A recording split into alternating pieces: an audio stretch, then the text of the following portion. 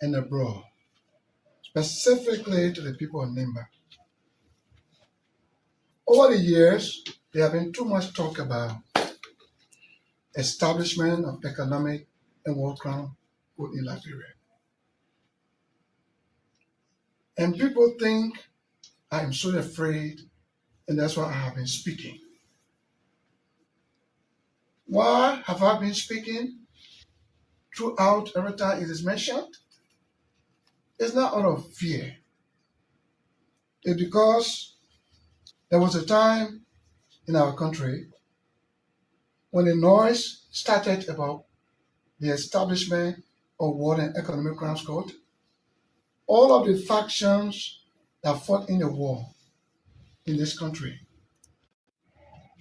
deemed it necessary then to speak with one voice on the ground that they had left Accra, and the agreement in Accra had caused them to commit themselves to the peace process.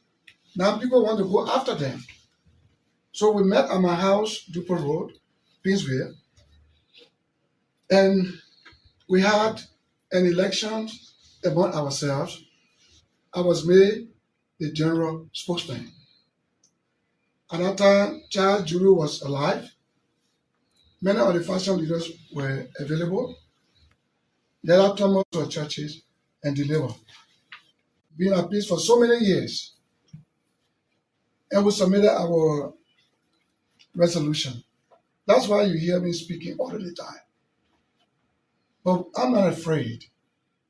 And besides that, the call for the establishment of War and Economic Crimes Code have been based solely and wholly on the recommendations of the TRC recommendations. The recommendations made by the TRC. Now, what are recommendations? First thing, recommendations are not binding. They are not laws, they are binding. So for people to be clamoring that it must be fully implemented, it must be enforced, is a sad mistake. It's speaking of the ignorant. Because recommendations are, one, advice, suggestion, counsel, or opinion. They are not binding. They are subject to legal scrutinization. The person to whom the recommendations are made need to verify whether those recommendations are in conformity with the Constitution or with the very act that established it. So when the calls were on and measures were taken to prevent certain people from taking part in government in 2010, about that time, the certain group of people went to the court. Even Prabhu, who was one of the commissioners, also went to the court. Councillor Vanish Sharma represented the Unity Party and went to the Supreme Court. And the Supreme Court ruled against the recommendations that it was not enforceable because it had too many constitutional breaches. And so, having said this, I gave you a few copies of the Supreme Court ruling to share among yourselves. It's very comprehensive and it gives you the whole detail. So if, as we all know in this country, that Liberia is a country of law, not men, and that the Supreme Court is the final arbiter of justice. If the Supreme Court rule against recommendation that contain biases, and say it is unconstitutional, it is unenforceable, and you in the House of Elders want to enforce do something to the contrary, then to me it's a mistake. That's what I've been speaking against. All of the time when you hear me talking against the TRC recommendation, because it's full of flaws. Speaking from the Supreme Court perspective, because all of us in this place, we have the ruling. So I give you copies for distribution, and that is why I've been speaking. Today, resolutions were brought on the floor. You all were there. It was sent from the lower house. Nimba County that I represent is a county. It's not an individual. So bring the resolution to the county seat or office to either reject putting signature or accept to fix the signature of whoever represents the county. They did not do that. They did it like a conspiratorial maneuvers, which are considered to be. That's why in the president, when all of the counties are signed through their senators, I had to ask the president, where is NEMA? Why you did not bring it to us to accept it by signing or to reject it by not signing? Why did you leave the NEMA county out? In fact, there were 3 committees that are supposed to have reviewed the resolutions from the lower house. The Internal Affairs Committee, of which I am a chair, the Judiciary Committee, and the Security Committee. But when the 3 committees were named by one of the senators to be, when the Internal Affairs Committee was named to be included, the pro tem Yomdi Kanga said, no, it shouldn't be included. But the committee had 9 or 10 members. So the committee is not Prince Johnson. So if I had to recuse myself, because the whole thing had to do with me, then what about the other people that know and why they couldn't go there? They completely left off the committee that comprised of 9 or 10%. Today again, yesterday, they started signing secretly in the pro tem office. And they left on Nimba County. That's what I asked, where is Nimba? I demanded the report to be brought to me. And in your presence, the 4 estates are signed. But before fixing my signature, I said, I want to know what happened to the 300 babies from Nimba. Who took them from their mother bosom, brought them to Liberia, Monrovia, and dumped them in a well upside down Duper Road? What happened to our people in the Lutheran Church? About 600 of them. Who entered there and killed them? Who entered the Greystone compound where you got a new American embassy now and slaughtered all of our people? Who laid a blockade to JFK and slaughtered all of our people that were on the beaches there? I want to know. But if you want to deal with the recommendation of the TRC to go after those people, that is wrong because the Supreme Court has ruled. That's what I've been seeing. If you want to bring a war crime court, the best thing to do is to write the United Nations directly so that the UN can send an investigation team to go all over again to the counties to find out information about those people who may have committed heinous crime. But it should not be based on the TRC that is bogus. Mission divided into 2 parts, 4 against 3. That is Prabu, that is Dorope, who was the co-chair of Verdia, that is Reverend Dr. Koma, Sheikh Afoma Kone, against Verdia, John Stewart, and Master Washington. And the 4 wrote their dissenting position to the Liberian Senate that the names were crookedly selected and put for prosecution. And so that could not be implemented by the early Justice League. The prosecutory part of it could not be implemented because people's names were selected by the Verdia group against the other 4. This is where we are. But if you want to deal with the war crime court issue and by using the recommendations, and that is the best way to go, I would say no. But since all of the countries have signed, let will go ahead and sign. After signing the document today, we are watching to see what will be the outcome.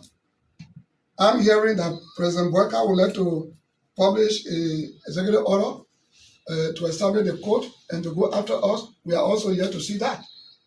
This is a national security issue, and we want peace in our country to be a matter of continuity. And what is not done properly is not done right at all. That's why I call you. Well, Senator Manis Yanti from OKFN. Well, basically, the last time we checked, there was this resolution that came from the House of Representatives, make its way to the Senate, and now that the Senate said they are sending this document back to the House of Representatives for concurrence, wherein they've made an amendment. Is it something that probably the Senate is actually proceeding error? And then another thing is that now that you've explained all of this and you went directly to the presiding desk and faced your senator saying, yes, I agree to whatever decision that was reached, why sign onto the document wherein that maybe probably if you were to lay all of this basic, that stating now that maybe perhaps you could not be in support of the establishment of said code in Liberia? You see, all of my colleagues, this thing is all of my colleagues signed. In protest office or somewhere behind my back. They didn't present it to me. They make me look so funny and so ugly in the eyes of the Liberian people through the electronic media. So I just signed to let people know I'm not afraid. If you really check my background from the war and as I came to Monrovia, from the bush and came to Monrovia, and if you follow my trace, when I pass, ask people. That's why it requires investigation by a neutral investigation team from the United Nations, not on the basis of the budget TRC. So if I don't sign, say, oh, the man is afraid. I have signed. So let justice be done, even to the very document. Justice was not done. This is not the first time the Senate ever received such a communication. The President George Weah, former president, sent a letter to the Senate to advise the executive, TRC. And the very Judiciary Committee came up with a 20-something or 60-something page document or 21 page or something, telling the President Weah that there was violation of the Constitution by the TRC recommendation. The same committee, the Judiciary Committee, Security Committee, they wrote. So they have come again to do a U-turn. So it's up to them. We are watching to see. We want justice for everybody. Justice for the accused, though I've never been accused. The TRC invited me, invited other people, and said, give your tomato story, and whatever you will say before the court, as your experience during the war, will not be used against you in a court of law. So is that my explanation that you taking to convict me and putting my name in the report? So be it. But we got to do justice to everybody, to the would-be victim, I don't know where they are, and to the would-be perpetrator. And it's a big job. It's not a small thing. The sponsor of the war, the country that provided the training bases, and those who purchased the weapons and all of those things, the very ECOMO that came to help us to maintain the peace, to restore peace. The peace mandate was automatically changed after 3-4 months to peace enforcer, thereby making them combatant to chase terror in all of the country they were entrenched in. So the Duru boy that were dropping cluster bombs and the artillery that was being launched to get terror out, sometimes miss target, whatever the situation, we are yet to see what will be the outcome. Obadiah Johnson from Front Page African newspaper. Senator, your political party, the MDR, in which you serve as the chairman of its governing council, heavily supported the Unity Party, the government of President Joseph Yuma Boyka. Fixing your signature to this document implies that you are willing to submit yourself to a raw crime court trial. Are you willing to go to trial and to also call I just names, told you. especially those who provide you just the told arms you. ammunition? Yes. I just told you. We support the World Economic Crime Code, provided if there will be a direct communication to the United Nations to establish the code, first of all, by sending the investigation team to restart. But it should not be based on the TRC recommendation that are condemned by the Supreme Court of our country. You understand me? Follow up, are you willing to call big names who provide you arms and ammunition? Well, the investigation will come up with it. The investigation will come up with it. And the local defense force and all who support it, all will come. We're not afraid of that. Okay. So, Senator, good afternoon. My name is Haji Masale. I report for Spoon. With you affixing your signature means that you agreed for the establishment of the code. What level of cooperation will you give those judges or the court in terms of calling names? I agree for World Code. You continue to lay some historical facts that are of stay allegation about the Lutheran Church massacre, the Duboro situation. Are you willing to call names and those behind all this? The investigation or the trial will bring all those things up. What I'm saying to you, and I continue to say, and I stick to my word, my position, is that I sign endorsing World Economic Crime Code. It will depend on whether you want to start afresh by bringing the UN to do a new investigation, or whether you go by the TRC bogus report that been condemned by the Supreme Court, because we will have lawyers. We will have international and local lawyers. And if you're dealing with us on the basis of the TRC recommendation, then the Supreme Court comes in. Because the Supreme Court is the final arbiter of justice. Our lawyer could proceed to the court and put in adjournment. Because the recommendation you want to implement against us by bringing the court is condemned. You know what I'm saying? It's condemned. Yeah, Father Senator, do you somehow feel embarrassed or disappointed, betrayed by your colleagues or the Rhodia establishment as per the action taken today? No, I don't think I would say they betray. They only gave reason why many times since I've been here, I'm the longest serving senator. Why 15 have gone for election and 2 came back. 15 have gone for election, only 4 came back. That's some of the reasons. Because they dealt with it before. They disposed of it before when they made a report to where. Not because Joseph Boyka, the president, has sent something to through the speaker whose wife is Boyka's niece. You see what I'm saying? And so they are doing a new thing again. But what they're doing is not different from what they did before. So I won't say betray. It's just one of those things that caused some of them to be voted out. So did you manage to establish why the resolution was hastily passed by your colleagues? The resolution was hastily passed. That's what they adopted to do. I can't question why they did it so quickly. Establishment by means of based upon the Google report from the TRC, that will bring peace. I have signed. Go and bring your court. Just to clarify this, you are on record by stating that ex-generals will protect you as it relates to the Did I establishment say of the that? War Crimes Court. Have I said that? You have been quoted by some media institutions. So can you clarify? Have you this heard my statement? voice? Have you heard my voice calling upon ex-combatants? Ex-generals Have you, to have stand you, by you. have you heard me calling for ex-combatants to stand by me? To do what? Thank you. To do what? Look, let me tell you something. I am a brave soldier.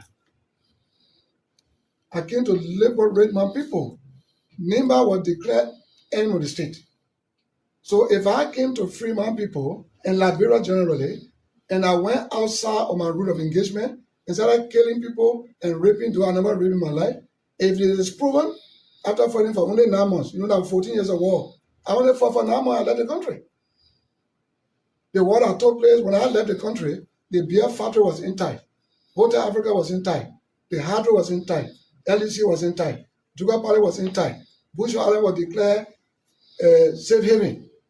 Broad Street was having live activities when I left this country. The wars after me, after I had left, destroyed these things.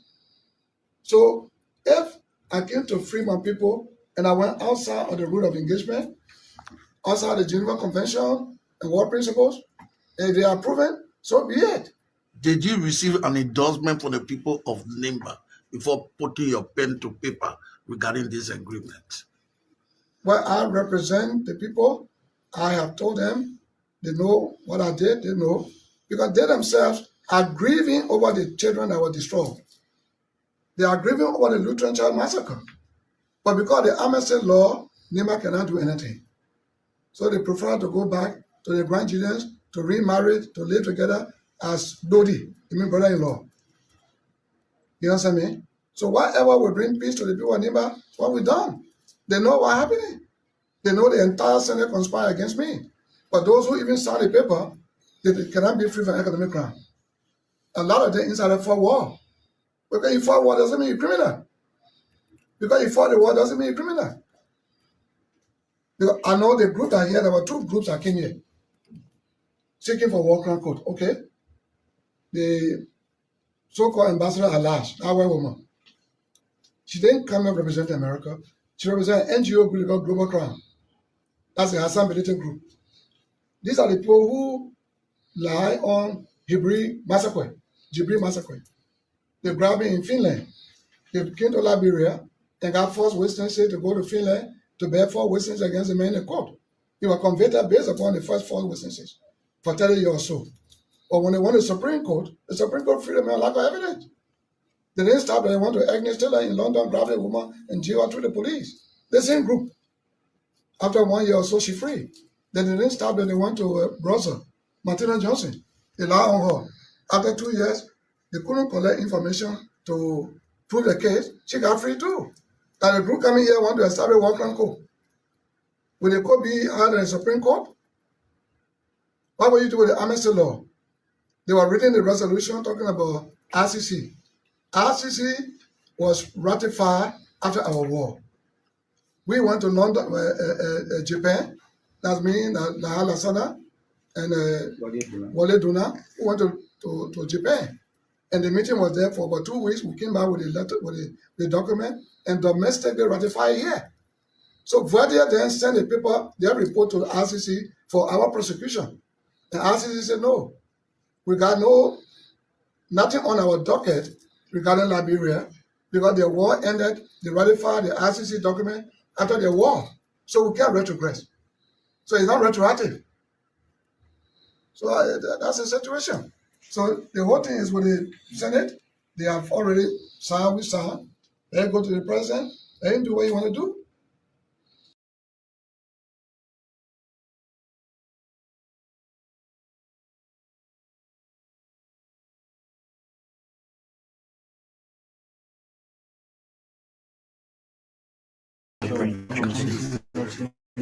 Speaking to the press, Yanti Topa is my name.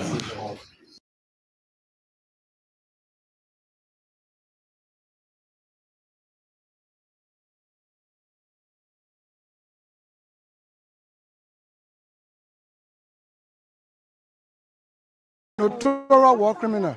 According to the TRC, am I truly a war criminal?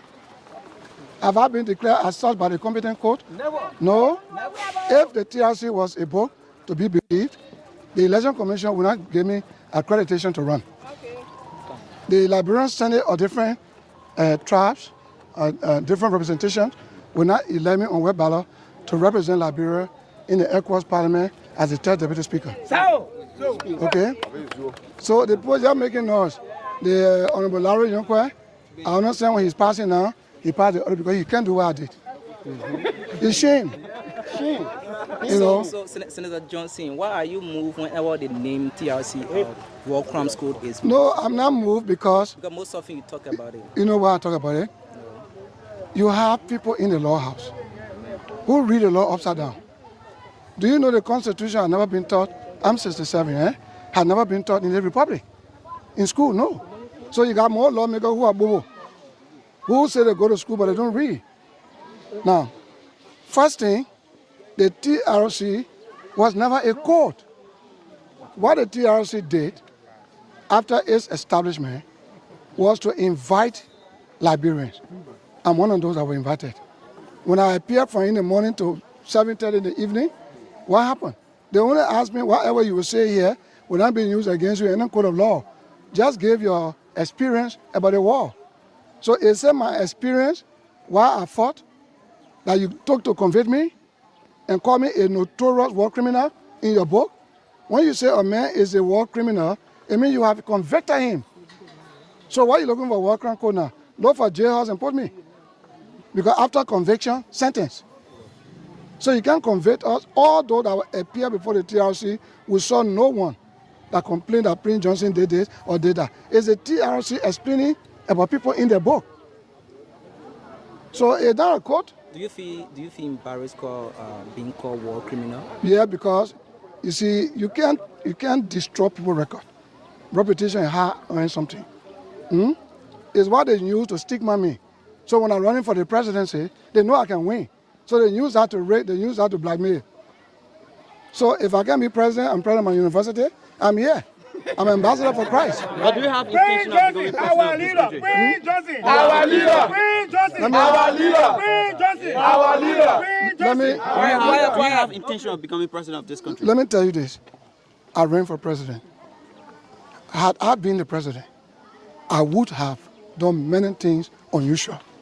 I would politically or legislatively break down the government through decentralization. But you supported this government. Listen, I'm coming for that. I would have decentralized political governance constitutionally so that people can elect who govern them in the countries. I would have made good my promise. But people come to power, all government, all candidates come to lie they use decentralization as a platform. When they get it, they don't because they want to centralize power. If I have been a president, I will focus on education also to make sure that those community colleges that are not standard, that are up to standard, a lot of things will be done, okay? But since I am not, you can't question God. But I'm glad that I'm ambassador of Christ and I own a university, a decent one, not bati chicken hut. Over 50 of your colleagues have already signed No, listen. asking for the Listen, to be established. listen. Those people are on the wrong part of history. The first thing, if there was to be a war crime court, it's not possible in Liberia. Why? One key thing, the Rome Statute. I went to Japan with Wale Duna and Laha Lasana. We brought it to Monrovia to have it ratified in 2003. It was after our war. So you cannot, it's not applicable to Liberia.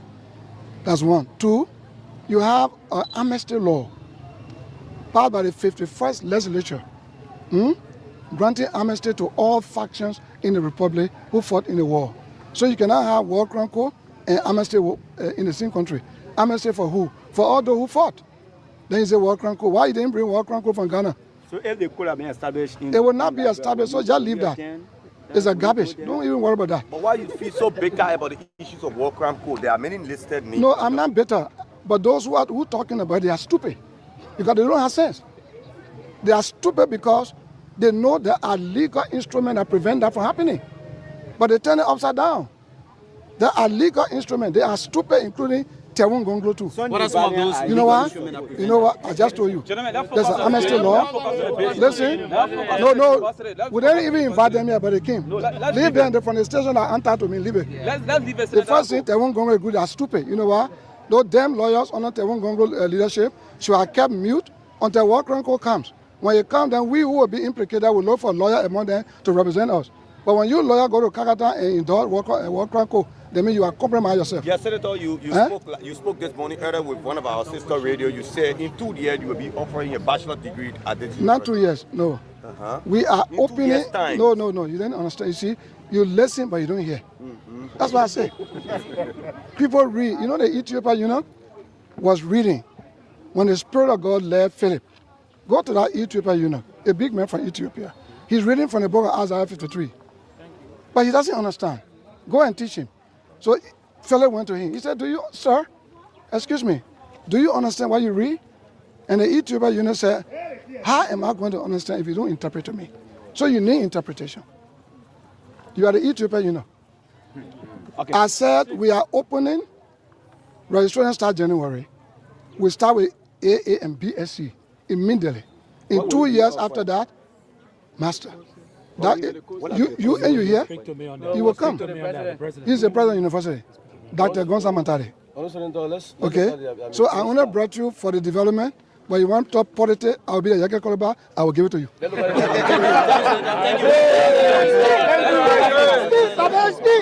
Well, when I was in Nigeria, in exile, preparing to come back home, I was contemplating on what to be done.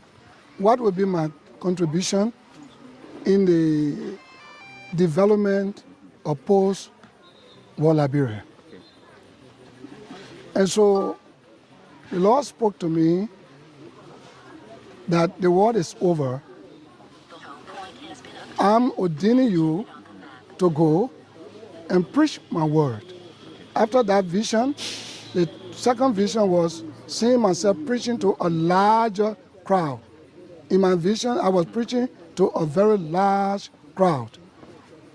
And then when I woke up, the idea came to my mind to build an educational foundation. After war, people get traumatized. The war drove so many people into exile. Infrastructure broke down.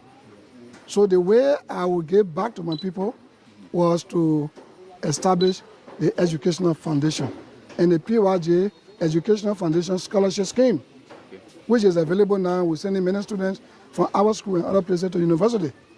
So we did a foundation in Monrovia, and a lot of people say, oh, this man is too discriminative. You see, he's from Nimba. He has neglected the people of Nimba. He built school in Monrovia. He don't care about his own people. But you see, Ecclesiastes 3 verse 1 says, there's a time and a season for everything. What we did was for Monrovia. They didn't know that we got planned for the bigger picture. In Monrovia, we had 2 schools, elementary, junior, and senior high school, that is now overpacked, overcrowded with students, low school fees, qualified teachers. Those students pass the wire and watch. So this project is a boost for Nimba and the people of Liberia. A complete boost for Nimba. Charity begins at home. Okay? Nobody in this republic, the 15 political subdivision, nobody, no lawmaker, no presidential candidate has ever done this. In terms of monetary value, but we're still building. I say 5.5 million when we are completed, but we're still building. But you work for $15,000 and you have $5.5 million project. You know, go and I will refer you to not only the Apostle Paul who said the Lord shall supply all my need, but go to Sam Barbecue. We went there, it was a small place. See what it is now. When your heart is captured by God's Spirit, you can do bigger things. This is God's word. Are you doing some business apart from lawmaking? I'm a senator, I'm a deputy speaker, and I have the right to get loan. I have properties in Monrovia. So with the property value you had, the bank gave you whatever loan, go to Echo Bank. I've been dealing with Echo Bank since.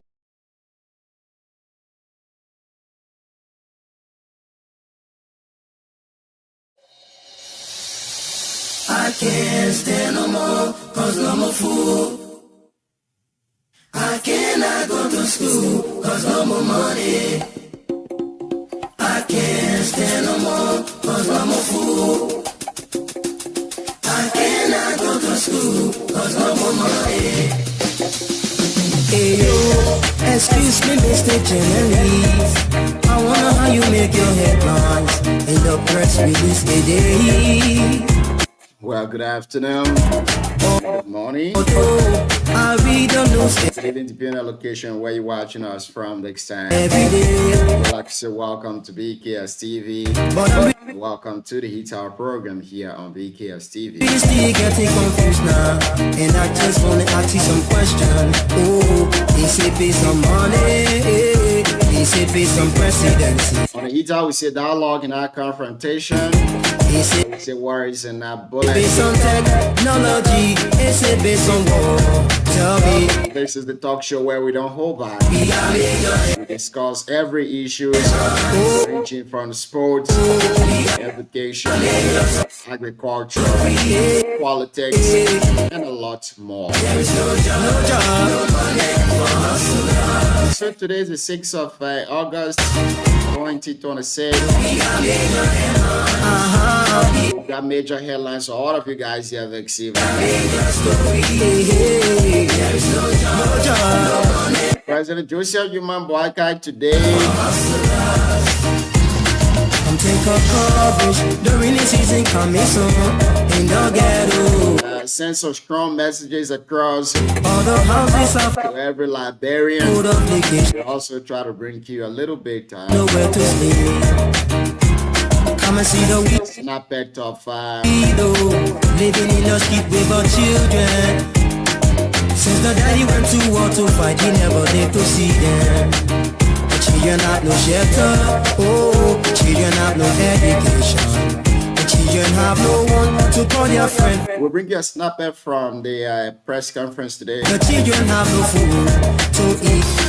But until then, President Boakai say if you think you're in a simple Liberian English, if you think you're marking by Liberia, you should think again. They only identify you for drug trafficking.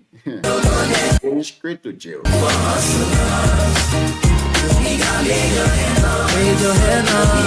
In another development to the Liberia Intellectual Property Office and the Liberia National Tourism Authority have agreed to strengthen cooperation aimed at protecting and promoting Liberia intellectual property and cultural heritage too as well. The Liberia National Police has formally charged Augustine leader, formerly known as T-Boy, with murder in connection with the killing of a young woman in Ominga Ophir community in Pengzio too as well. How many people do you cherish? How many people do you help out there?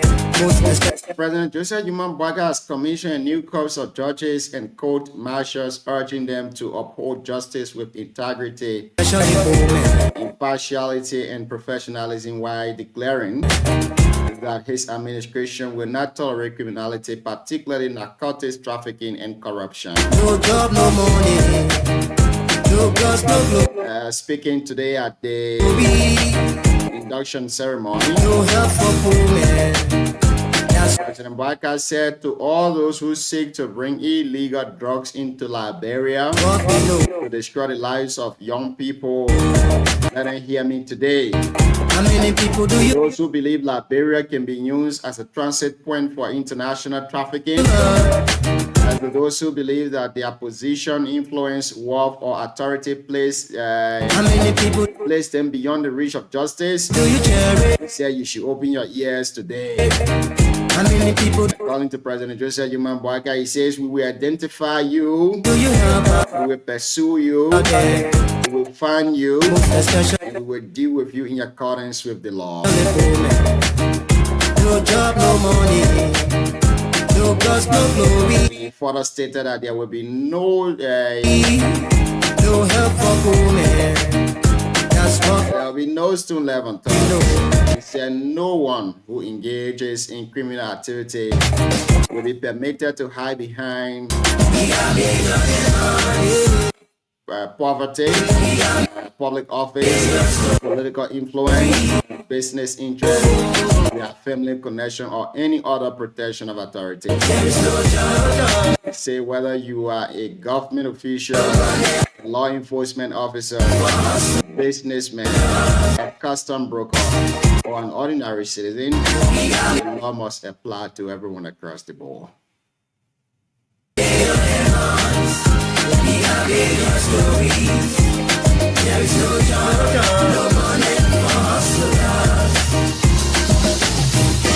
you don't know story. You've been writing stories for rap for ages. Keep writing stories about people who not too concerned. We got a lot of people in the ghetto, people on the block, people in the street. If y'all know what I know, follow me, and I'll take you to places where people are suffering. We got lame people, blind people. I mean, people that in need, man. People too much in need. Come on, yeah. How many people do you love, man? How many people do you cherish? How many people do you help out there? Most especially poor men. No job, no money. No girls, no glory. No help for poor men. That's what we know. How many people do you love? How many people do you cherish? How many people do you help out there? Most especially poor men. No job, no money. No girls, no glory. No help for poor men. That's what we know. We are million, we are million stories. There is no job, no money for hustlers. We are million, we are million stories. There is no job, no money for hustlers. I can't stand no more, no more fool. You know, how many people do you love? How many people do you cherish? How many people do you help out there? Most especially poor men. No job, no money. No girls, no glory. Well, once again, welcome back to the show, and it's great to have all of you on here this evening. Cyrus is in the back, and I guess it might just be two-man operation here today. Cyrus, good evening, welcome to the show this evening. How you doing, Chief? I'm doing good, Junior. How are you? I'm doing wonderful. It's great to have you on here again. How was your day? Well, just a little tired. Nothing much. Well, before we go do to the and core of the discussion here this evening, let's hear you. What's on your mind, Chief? A lot has been happening across Liberia lately. yes, I listened to the president's speech today, sending a strong warning to the folks who believe to be bringing cocaine into the country, drugs as a whole, that they will have no place to. Liberia is not a safe haven for them. So yes, I think it was a strong message, and I'm looking forward to him acting on that warning. Those who have been named, let him bear the full weight of the law. So yes, there's nothing much. We are here monitoring the situation day by day, little by little. Welcome once again to the show. Like we said yesterday, before we left the show, a lot has been happening in Nima, but let's start with the core issue. So the superintendent, the office of the Nima County Superintendent, released a statement today regarding the $10,000 that were distributed to lawmakers. Now, the statement released today, one of the key things inside is that the money has been given before 2025, and this is the second time for such a money, $10,000 each, to be given to lawmakers. And according to her this morning on the Voice of Gompa, the lawmakers who received the money last year, it was only Senator Nyan Tuayen who reported on the money. So speaking to other lawmakers, I spoke with Musa. Musa said he didn't receive any money last year, and he has not received any money except for this year that he received the $10,000 for district engagement. Now, the question here is, should the superintendent be giving money to the legislative caucus after the law has already said that the caucus have no dealing with money? More besides, the fiscal budget, which is the national budget, the government allocate a specific budget for lawmakers for district engagement. And they also do the same at the Senate for county engagement. I'm pretty sure of that. So why is it that these money are leaving with the national government and the county social development fund is still being given again to lawmakers for district engagement? Let's hear you on this issue, Cyrus. Well, I read portion of the press release from COPE that the money was given to the lawmakers for legislative or district engagement, what I would say. What I don't know is, was COPE the one that releases money, or because they have a 9-man council who decides on this budget. So I have not really followed the whole Nima County money, that whole thing. I got no idea how they run it. And I have not taken my time to, I would sound a little bit naive because I don't like to lie to the folks that are following us. When it comes to Nima activity, especially with this budget stuff, I don't really follow it. So I'm not sure 9-man council were constituted for them to take charge. But what I don't know is whether or not they are the one who made the decision or how the decisions were made. I got no idea. So let me sound a little bit naive on this show. I don't have too much idea on what they do in Nima County. Oh, so are you saying idea on what they do in Nima County? Well, it is because I have not taken my time to follow how the superintendent thing work and how they run the budget Seriously, I focus on national issues more than what's going on in Nimba.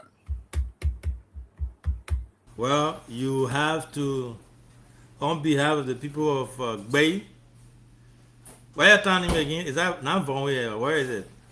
The Republic of Baybona, Baybona, yeah. the Green City. On behalf of the people of Baybona, you have to start following the happenings in Nimba County religiously. That's why the people send you to school for. So you got to make sure that you follow them. But I'm glad that you're on the show tonight. For me, there is this saying that says sometimes not everything that is legal is morally right. I know the soup did a clarification today and things. For me, $10,000 to the lawmakers for district league. I mean, we can debate the legality of it here and there, but I found it very. Oh, my computer. Let's see.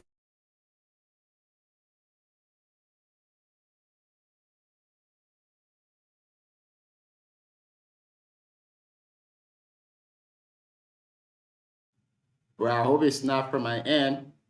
But again, if you just joined us, we like to welcome you to the show here this evening. But let me read the release from the county administration today for those of you who just joined us, so that you can have a little bit of idea of what we are about to discuss here this evening. So this is the release from the county administration. I will try to, let me read the full statement. It says, the Nimba County administration has taken note of the public discussion and concerns surrounding the US 10,000 allocation on a legislative engagement budget line of 2026 county budget. Legislative engagement budget. That's what I want you to capture. The second paragraph says the administration recognizes the citizen concern about the use and prioritization of public resources are legitimate in any functional democracy. Public accountability requires that citizens ask questions, express opinion, and demand clarity from their leaders. However, such discussion must be guided by accurate information about how public budgets are developed, approved, and implemented under Local Government Act. For clarity, the county administration did not independently create, withdraw, or distribute public funds to lawmakers for the purpose of supporting football tournament. The appropriation in question was approved through the county's established budget process by the county council in consultation. Another point I want you to catch, in consultation with the relevant county governance structure, including the legislative caucus. Great. Now, it says the approved budget line is legislative engagement / constituency engagement and not electoral district tournament support, as has been incorrectly reported in some quarters. Now, under the Local Government Act, county resources are appropriated through the legally established county budget process. The county administration cannot unilaterally create budget lines or allocate funds outside of approved appropriation.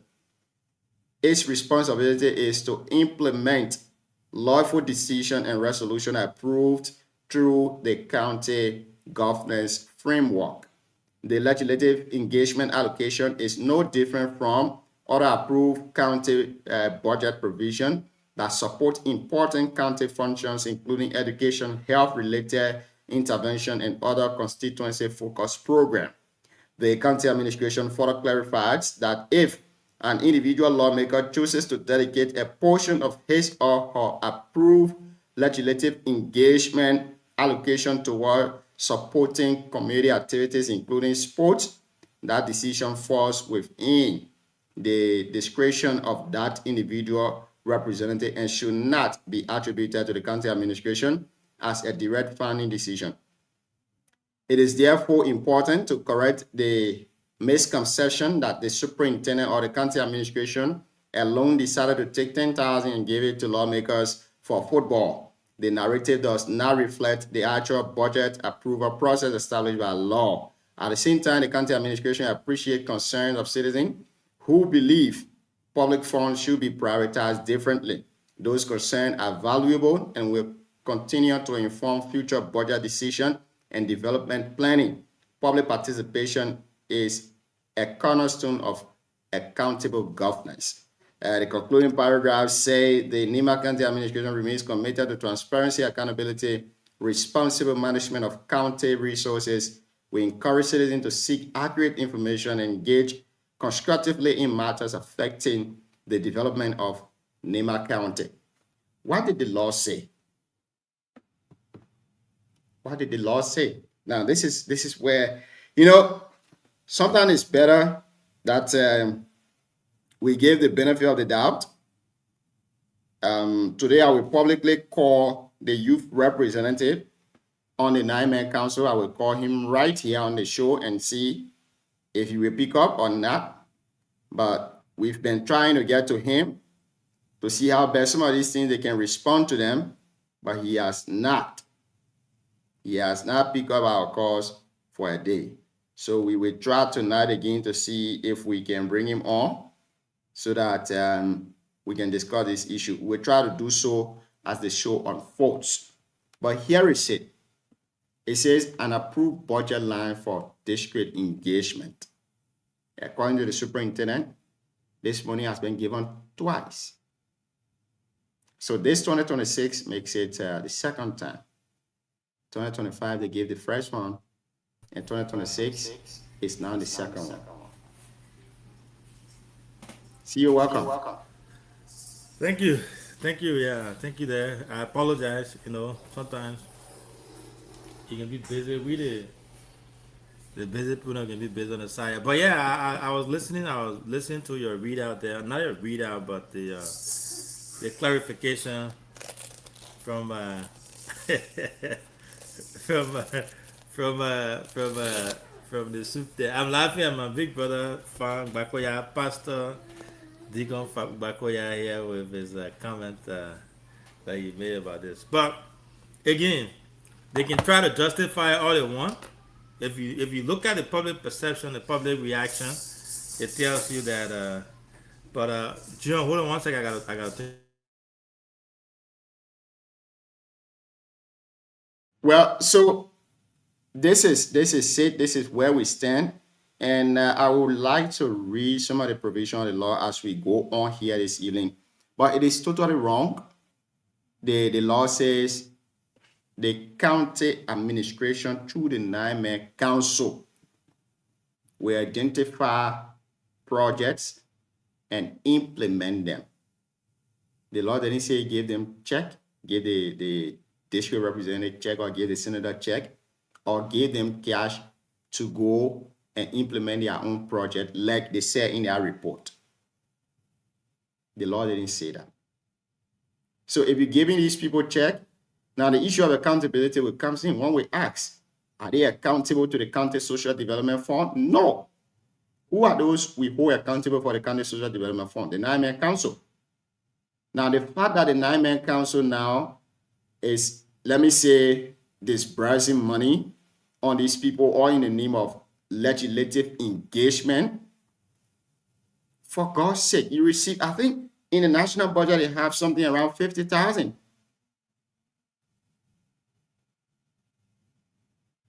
It's somewhere around 50,000. Why would you have 50,000 in the national budget for legislative engagement? Then few group of lawmakers go sit down and call the superintendent and tell the superintendent that we need something within the budget. Let's set a budget line for legislative engagement. And then every year you will give us the money. How is accountability done? Who is checking these people? The local government are keen into being for the sole purpose of lawmakers being there to checkmate the county administration. But now they are the one receiving money to go undertake project. And according to what the superintendent said here, we gave the money to them for legislative engagement. If you want to use it for sports, that's your business. But we didn't give it to you for sporting purpose. Oh, really? Really? And how did we even come up with the plan that, okay, let's set a budget line for district engagement and give it to the lawmakers? I don't know whether that 10,000 or that 50,000 they can receive from the county social development funds. Nobody knows. Nobody knows. It's terrible that we have people who will pretend like they've come to change, and these same people will be at the back, chastising us, milking us, and then we will be here and say, Can you guys hear me now? Yes, sir. And I got any echo in the back? Yeah, you do. I don't know what's going on. I don't know what the problem is though. So can you click on the three dot there? You will see something called edit max setting. Yeah, so So the edit max setting, when you click on it, click on something there called noise reduction there's no noise. and echo cancellation. Echo cancellation. I think that's what that is. Great. Is it much better now? Yeah. Cyrus, give me your feedback. What do you think? I think you have to go off and come back in. Is it check? Yeah, I remove a check mark. I remove the check mark. No, put a check mark there.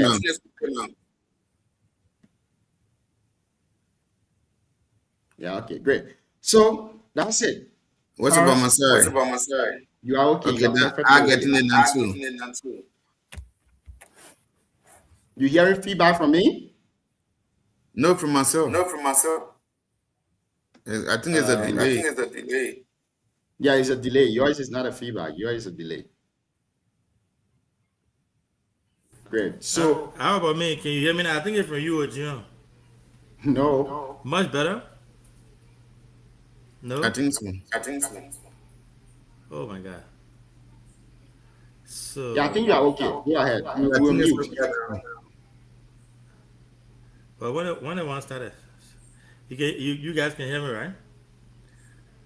So here's my take on that before we go to other major happenings. You know, the fact that, you know, they are pushing out, they are blaming each other. You know, the sub clarification today blame everything, you know, on the lawmaker. It's up to them as to what they do if the money, that's up to them. And I think that sends a bad message as a, yeah, I think Junior is the echo frame. That sends a bad message as a leader, someone who's supposed to be taking care of us. So, but here's what it says. So, no, approving budget does not remove the fact that you're supposed to be responsible for the way things are done. So they can approve the budget. It still has to be accounted for. There still has to be oversight. There still has to be accountability, and that's where the superintendent has an oversight role. I still believe that when you pass that budget, whatever the man put the money there for, you still have the responsibility to be able to make sure that the intended purpose for that money is accomplished, right? So legislative engagement, I don't know what that term is. Engagement, what type of engagement? Going back to your own people that elected you, they have to give you 10 grand for that to go do whatever you want to do with it. Still, so when you pass budget and you give money to so with the with that, you have to be able to follow through with it. I apologize to my followers. Yeah, I'm being a little distracted here. I got somebody in the back that distracted me, so that's why I keep Are you babysitting? Yeah, I DK today. So I DK. So when you look at even the same local government act that they are, to me, I think this right here, it caught them off guard. Without going to the details and all the nitty gritty, it caught them off guard. They never expected this 10,000 thing to leak out, and it came out. Last year, was there any report about it? do we have any project from last year? They didn't talk about it. The one came out when Honorable Gompu Kagon from your district, talk about it. And then after he said it, then before we know, Honorability made a disclaimer, and then media outlets start carrying it all over the place. So that's what I think. But you can sugarcoat it all you want, you can spin it all you want, you can put any kind of spin on it, blame the lawmaker, blame everybody for it. It doesn't look good. It looks really bad. It doesn't send a good picture out there for a county like Nema County, where you have clinics. Junior from your end. You have clinics that don't have medication. You have kids in school. Some schools don't have good seat to sit on. The kids don't have seat to sit on. The county itself, I mean, most of it, people in the remote part of the county are struggling for clean drinking water. You got so many things that people can do. Then you got $10,000 you're giving it to lawmakers to go back to their constituents to go engage in. That's embarrassing, and I think that's something. One thing I caught from her release there towards the end was, I guess they are receptive to the feedback, and they will incorporate that going forward. But you blaming the lawmakers are not even talk about it. So you can blame them all you want. You are the custodian of Nema people's money, and when you're giving it out, the local government has provision in there that requires you to make sure that the money that is being spent is spent for what it was budgeted for, what it was intended for. So overall, the men put the money in there so they can be able to ask for it. And this one year, they caught them off guard. They caught them in their hands in the cookie jars, and they're still trying to. So the fact that they're coming out, the soup office is coming out to disclaim it. And when you follow the debate on social media, you tell the people of Nema County are not happy. Yeah, in as much as she's doing extremely well with all the development in Nema, but this one right here is off track. The lawmakers should not be getting $10,000 for I don't know what kind of engagement or whatever that is. Some people think it's for scholarships. Some folks are saying for engagement purposes. It just doesn't add up.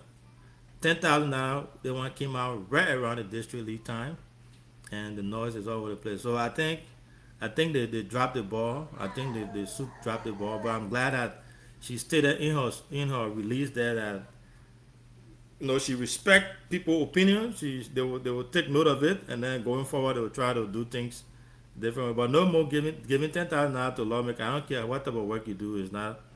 It doesn't say right. It's very very terrible. But I will stop there for now. I think Junior, the echo is from you. Your man Don Mello said you want to come on. Am I much better now? No, it's from you. Yeah. So Sarah. Yeah, no, Junior is different. Yeah, Sarah. So that's the background of the whole money thing. So I just gave you the layout. The men decided to put money together and give it to each, and put it in the budget, and then when they're ready, they ask for it. That's all that is. You are muted. Cyrus, you are muted. Yes, CEO. Who you talking to, Chi? I was trying to look at the budget law for Nimba County. They say the 9-man county. But the thing is, let's be honest.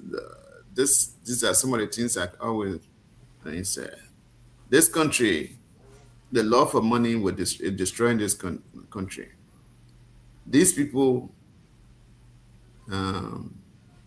receive money for the national budget for their regulatory engagement. The government of the Republic of Liberia gave them money for that. So the small money that go into Nimba County again, they follow that money to go grasp on from there. See, why district engagement? These people, they right now as we speak, they are on, I don't know what they call agricultural break. How many are they in their villages they're doing agriculture?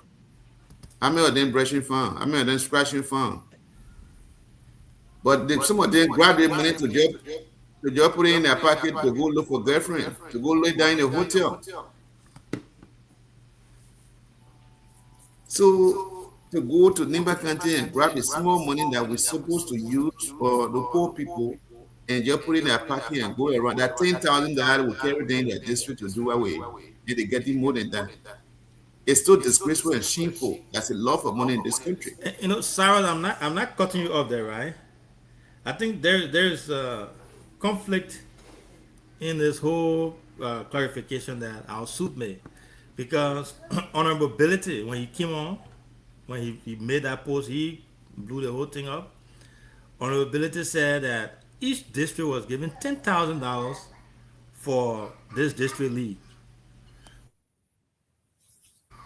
So $10,000 for district league, right? He clearly stated that in his Facebook post. Now the soup is saying something that is completely different. So again, it's a little contradiction here. What the money was intended for.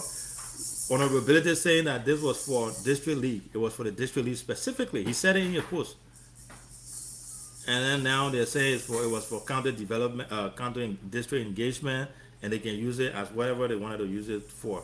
So I just wanted to make that clarification that Honorable Ability, who leaked the secret, said was specifically given to each district for this district league.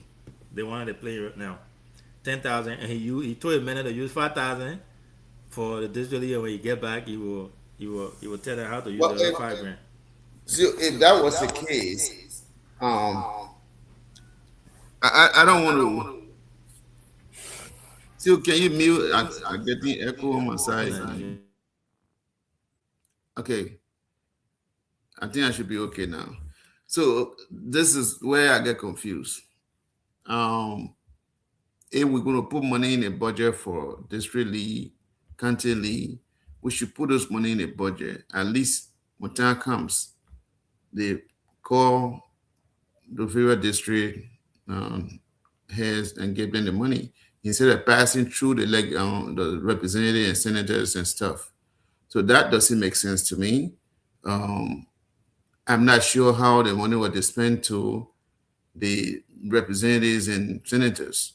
If that was the case, why would senator receive it? If what Musa is saying, if it's what the money was given for, then why would senator receive it? Senator does not have a district. Yeah, full disclosure, the two senators are saying they did not receive it this year. But I heard that last year. But they received it last year. Well, yeah, one of the senators received it. So. But they had districts. So I don't know why, for example, Honorable Koga hasn't spoken about it yet, but Honorable Twayan said he didn't receive it this year. But he received it last year. Now we need to call him on the show to let him explain to us whether he have a district. No, but at the minute they didn't want guy all the district, and so they represent all 9 districts. Yeah, but that they said this money was just spent for district purposes. They don't have a district, so they don't need to have one. No, according to the soup, it was for engagement on the legislative engagement. But our Honorable Ability said it was for district league. So 2 of them saying different things. Well, we need to call one of them to come and clarify in the media for us how the money was spent. I think Musa always willing to come on the show. Is it possible that we can reach out to him? I think he having programs in Fargo, North Dakota, I think this weekend or something like that. Yeah, I touched base with him today. He said he might join us, but it will probably be late. So I don't know if he's available to talk to us. But that you remember the post, right? Honorable Ability, the post he made about the. Oh, I think he's busy. Yeah, he's not answering. Yeah, so again, for me, I think. Oh my God, this is tough. Yeah, I like the CEO said, there is a lot of contradiction that is going on right now from the angle of the county administration, because their statement contradicts what one of the recipients of the money, Honorable Musa Ability, posted yesterday. So Musa, if I can read from his post here, permit me to do so. Before we go on, this is what Musa posted yesterday. According to Musa, he said the Nima County Legislative Caucus and county administration agree that part of the county's 2026 legislative engagement budget will support the district teams. My office received 10,000 from the superintendent's office. As I'm currently out of the country, I have instructed my team to use up to 5,000 to support our district team in the ongoing district tournament. Upon my return, we will consult community leaders on the use of the remaining 5,000. Every dollar belonging to NIMA will be used exclusively for its people. Now, Musa said the county legislative caucus, along with the county administration, agreed that part of the district engagement money, 10,000 will be given for sports. And that's what they gave. Now the question here is, how much is given to each lawmaker for district engagement? What did the law say about district engagement funds? Are they the implementer of the funds, or it is the nine-man council that implement the funds? If they are the implementer of this money, for how long have they been receiving it? How many projects can they point to that they've undertaken on such money that have been given to them? And I think these are all genuine questions. I hope and pray that Musa may join us here on the show so that we can discuss these things. I think all of us on the show here, we agree that the superintendent is doing extremely well in NIMA, but the issue of accountability, the issue of how public resources are spent, if this can be 10,000 that we're hearing about it these few days, how much have been given in the back that we've never heard about? How much? So a lot is circulating around here. So many things happening, so many things going on. And I think it is right that one of these lawmakers and those people who understand the Local Government Act, we bring them here on the show so that they'll be able to tell us what the laws say about expenditure, who is allowed to spend, who is allowed to do oversight, who is also allowed to do check and balance. Sam, let's hear you, Chief. Okay.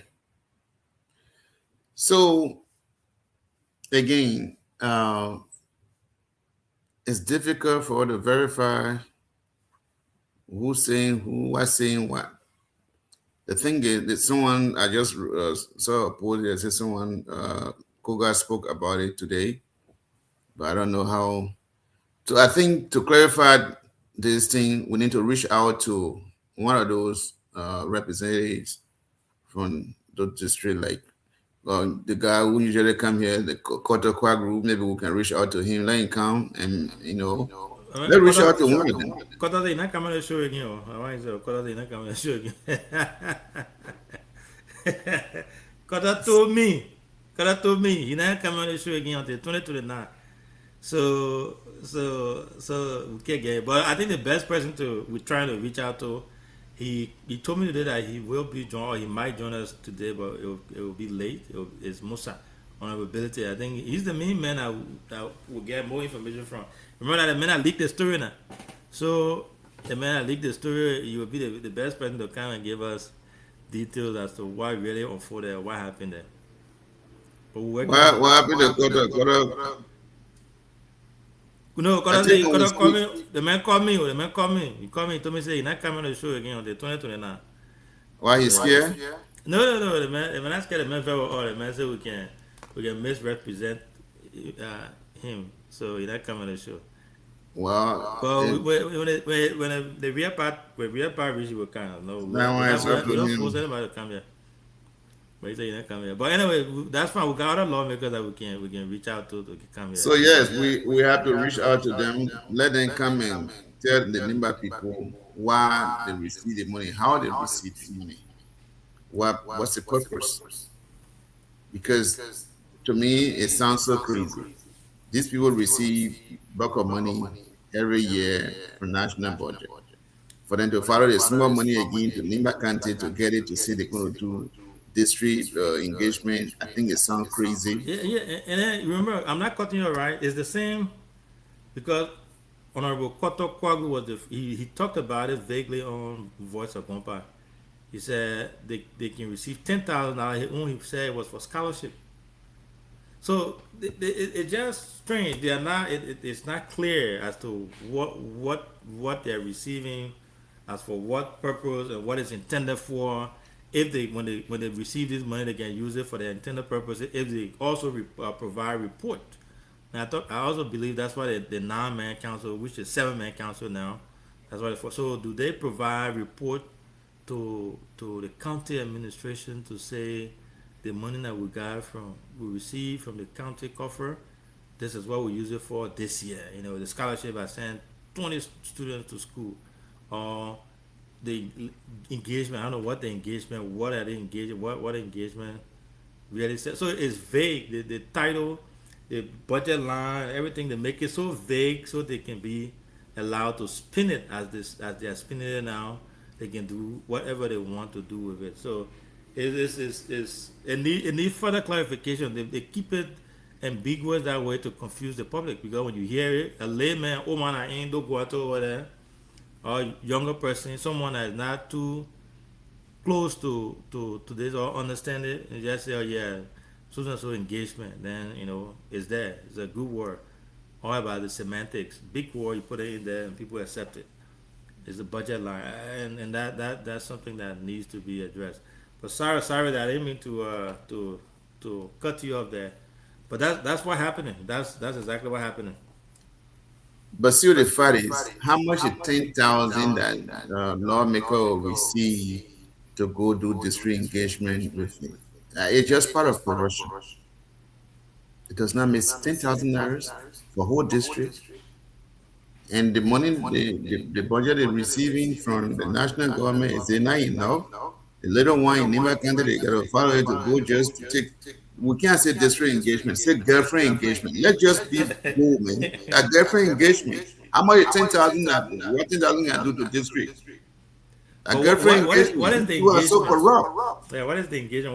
What's the engagement? What are the engagement? The wording is ambiguous. It's not clear. It's vague. Engagement could mean just a girlfriend engagement. No, I can say that. I can say that. I would say that. Why they do? Why they I have do no what? evidence for that. I would say, But man, if they follow 10,000 to Nimba County, that little money co-playing with to at least help the people they're going to go grab it to say they're doing district engagement. I know district engagement, girlfriend engagement they're going for. But I won't pour that for now. So the fact that she's there, and part of the reason they created that local government act so they can remove that the first format they had where the lawmakers then had almost complete control of it. That's why exactly you have the new local government act. So she also has major role to play when it comes to making sure that things are done the right way. So we can so who's going to take blame now? Who? She's there because of that. They put her there because of that. So that's her role. That's her function. She has to make sure that there's a really good oversight and implementation are done. And then the 7-man council, they call it 9-man council, but I say 7 because they are not 9, they are 7 now. So when they used to have this county sitting, it used to be very. It used to be a problem in Nimba County most of the time. I guess they changed everything to bring 9-man council, at least so the process can be smooth. But I'm thinking that these representatives and senators are not still satisfied. They're still following because they're not getting anything from Nimba County at this point. So maybe they're finding their way again to go grab some money from there, the $10,000. What's so much $10,000 can do for the amount of money they receive for national budget? For them to go follow the little money again to go Nimba County, to me, it's disgraceful and shameful. It's very shameful when they're doing these things. Sometimes, listen, why it's true, they believe, we say they are representatives. Sometimes they need to have a common thinking, a knowledge on what they do. Why are we doing this? I mean, these are poor people. What they should be doing is, okay, cool. Let them identify a project, submit it to code. I mean, go. This is what we think that you can do for our districts. That would be a great thing. Instead of they going collect $10,000 just to go Broadway 8, nothing they will do with that money. Nothing. Just it's all about just going around looking for girlfriends. That's not nothing going to do with that money in the district. Let's end it, receive it. It's a district engagement. We'll see what they will do with it. Some of them we'll be monitoring them. We're all in Liberia here now. We'll be monitoring them. That's I mean, all I can the question should be what they did with it last year. Because if that the first time receiving it, they say what they will do it, but they did it. They got it last year. They received it last year. So maybe it is now time for people of Nema County, since this has been brought to light, to ask their lawmakers. The 10 grand are in the budget for for legislative engagement. You received it last year. What did you guys do with it last year? Do you have report to show what you did with your last year? And I think that's part of it. Remember the people, those guys that work for our people have all rights to ask them.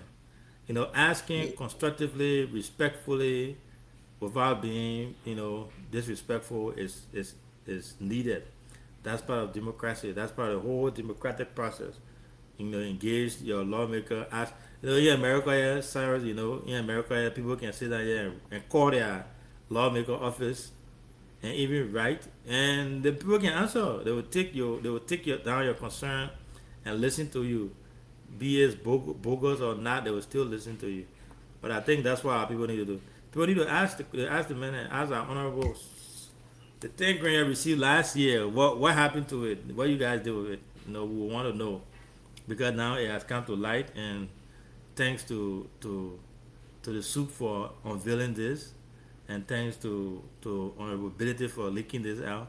And people keep forgetting Honorable Kagon from your district.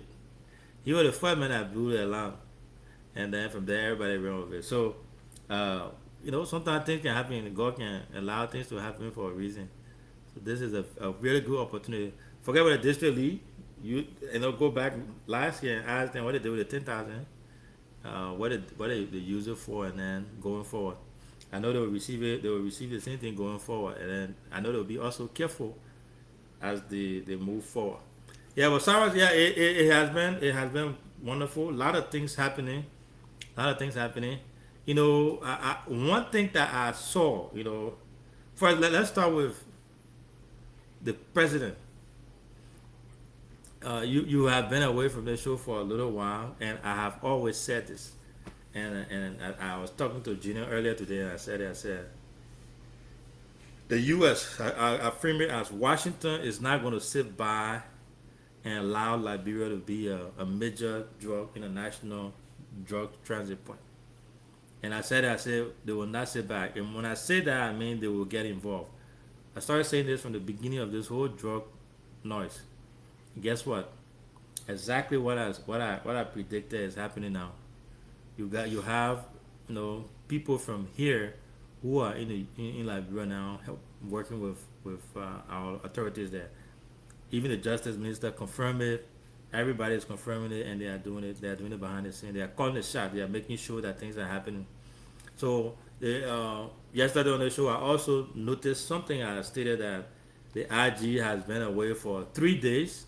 Today, make it 4 days.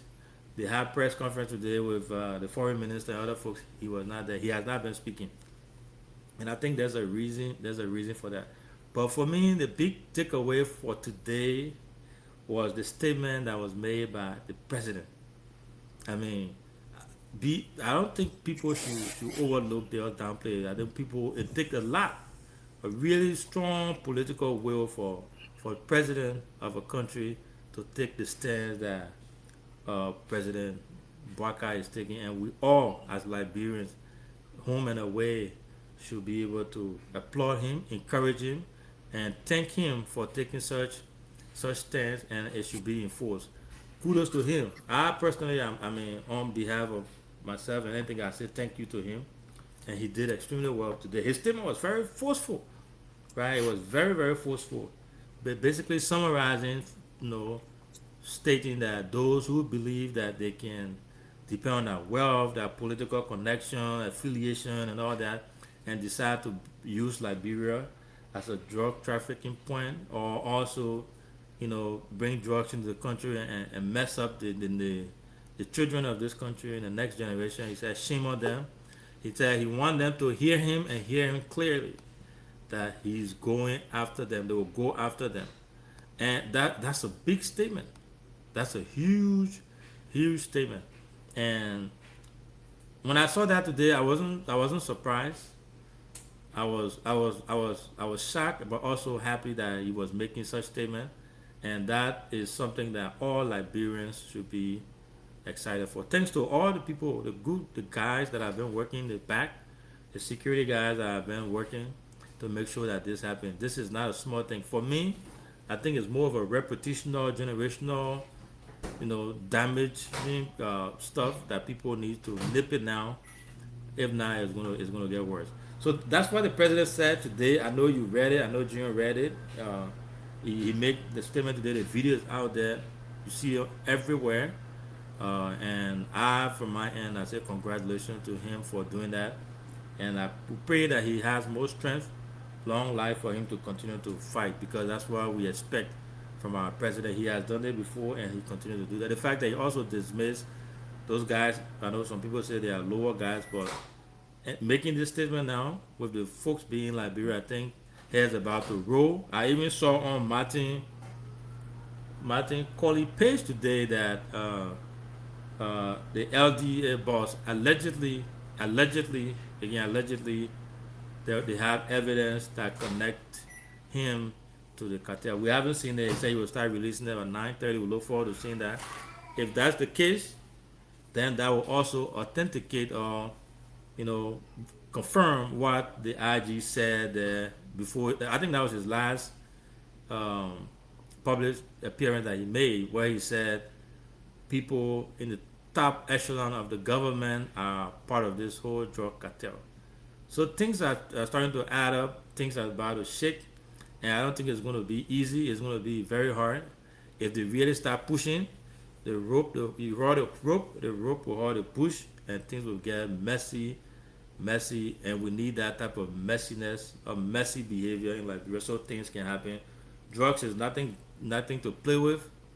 Drug is scary. You don't want your country to be labeled as narco state. Nobody wants that. But that's what I think about this. I don't know what's your say on this, Junior. If you can mute yourself, let me mute myself, and I'll go to Cyrus. Okay, so Sio, thank you. Thank you so much. This is one of the reasons Liberia is not moving forward is sadly we look up to America for everything. I can tell you, since the formation of this country, almost everything Liberia would say America, America, America. When will we be independent? We say we are independent, but when will we really have this, take away the pseudo independent that we have and have a real independent and run our own country? So will we wait for America to make decisions in this country all the time? The people that we let do independent work, run this country independently in the interest of our people. But everything in this country is about America. I see it as a mental slavery. We are still in mental slavery. Going back to the drug issue, this is the thing. Remember now, former President George Weah was invited to Virginia and he met with the Federal Bureau of Investigation team, which You is got heavy. you got evidence of that? My friend, I'm telling you, No, I know, man. I'm telling you, You got evidence we of were that? in the U.S. We got complete information on this. No, so So I will tell you this. If you want evidence, let me finish my thought. Then we can talk about evidence. I ask you a simple question: do you have evidence of that? Yes or no? Yes, I do. Okay. Thank you. So Joy Well was invited at some point in time and met with FBI when the drug activities were taking place here in Liberia. When 100 million, was that 100 million? Yes, worth of drug. FBI called him to ask him what's going on in Liberia with the drugs thing. Whatever conversation that came from there, Joel yet to explain to Liberian people why he was invited. The thing was not anything in hiding; it was on the news. So with this one, going to this current one, I told you guys on the show a couple of days, or maybe last night, a couple of days ago, that it's going to get messy. It's going to be bad. It's going to get really worse for this country. Almost everyone who are working in government, bulk of these people will go down. Private businesses, some of those businesses here will go down. It's crazy in this country. Again, I go back to saying, love for money in this country, people want to get ahead real quick without really doing it, the real work for the money. The drug has cooped it in this whole country. You turn around, you see this beautiful building. Turn it around, you see this beautiful thing. It's all because people are using drugs money in this country. Joseph Barker is now forced. He's now under, I would say, he's under duress to do anything, because he ran a campaign on drugs that he's going to rescue this country. Young people were dying from drugs. So he ran a vigorous campaign in this country that he was going to fight drugs. But in his government, everything's getting messy. Yesterday, I was saying to my friend, the way this stuff going, they will make the old man die before his time. In your government, a security apparatus, almost 99.9%. It's part of this thing. Who can you turn to now? It's tough. Now the Americans are on the ground. According to you, yes, the European Union on this thing too. So it has put Liberia in a difficult path, because remember now, our country is represented at the United Nations, in our so-called non-permanent seat. We are represented there. Do we really want to destroy the country image? Because the other countries are looking up to us. So if this country has become a drug transit point, that won't be good for Liberia. Not only that, the citizens of this country, when we are traveling, those in America, even those, once they hear the word Liberia, they will search you. They will they will have different lines for you. So it will make travel difficult for people in this country. I think Joseph Berger had no other option but to take vigorous action to make sure that he saved his own government and saved his own legacy. He spoke soundly today, and we are looking forward to seeing what he would do, because we live in a rotting and loose society too, where the judicial system is rotting, and we are looking up to them what they would do, because yes, the executive can arrest, they can do all of these things and send them to court. It left with the court to to convict or to acquit. So this is where we are. We thank you. We thank Joseph Barker for the stand. I know he's been pressure, but some leader, when they're pressure, sometimes they don't even do anything. But at least he's taking a stand on this thing. It shouldn't be a words. It shouldn't be beautiful English. Let that beautiful English translate into action. Then we will know that Joseph Barker is doing the right thing, because Trump says he speaks beautiful English. And today the English he spoke, it was beautiful. But let it beautiful English translate into beautiful action. Then we will know what it is. So what the evidence now? Waiting for the evidence for the Virginia CIA meeting. I will send it to you tomorrow in your inbox. Okay. So you have okay. We look forward to it, because the reason I'm asking is, I think I got it on my file. I'll send it to you. We have media institutions. We just don't want to expose some things just like that. Yeah. But I've never heard about it before. I never heard that the CIA or FBI invited. I didn't say CIA. I say FBI. I say CIA. Is it FBI? Okay. So I look forward to the evidence when you provide them. We'll be able to something. But thank you so much for clarifying that. I think you made a salient point. He spoke beautifully today. For me, not only did he speak beautifully, his message was strong, and once it's acted upon, I think all Liberians will be happy about that. So we need solutions, when it comes to this drug issue. No one should be spared. If you read through his message, you will see how forceful it is. Even he talked about family ties. He talked about people who have wealth, who think they can use their wealth, their political position to bring drugs into this country or use Liberia as a drug transiting point. No one's going to be spared. And we look forward to seeing that. But thank you so much. Junior, what's up, man?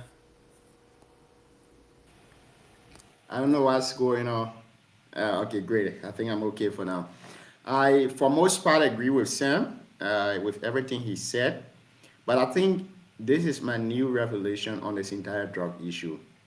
I think there is no patriotism in the fight of drugs. Because those folks who are ahead of fighting, they are the same people now that are also being implicated in this entire thing.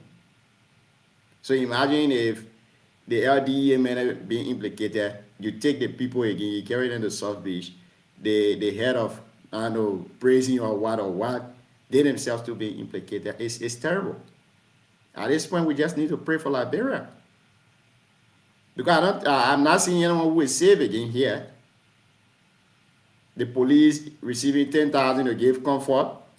You go to the prison again, prison men are giving form so they can call to send money. What's really going on? Are we going to get to the bottom of this? Will President Baga go after all the government officials? Is this the end of this whole thing? Going to speak at the induction of the judges today? I think it's becoming a song now that we're singing.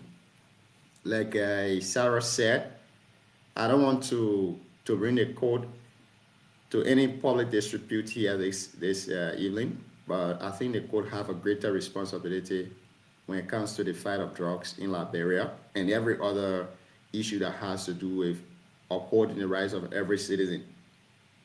But the same court too. Here we are in corruption case. We're hearing that all jurors were bribed. How safe is the court?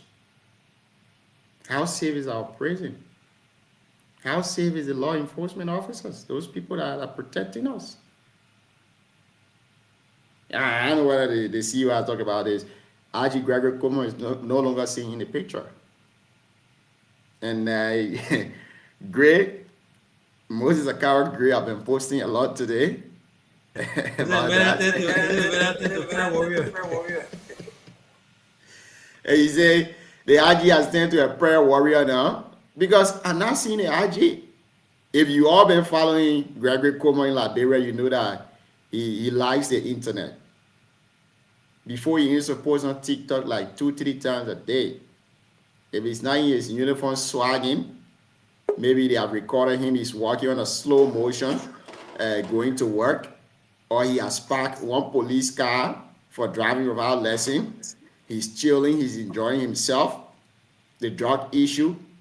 He say, y'all say that our thing, we will fight it. Y'all say that we're bringing it, we will fight it. Okay. All right. Now, I say you that I say when thought I want that you say, y'all see that all bringing it, so we're fight against it. Let me welcome Kalasco to the show. Kalasco, good evening and welcome. I will pause here for now. What's your take on this entire drug thing? You listen to the president today.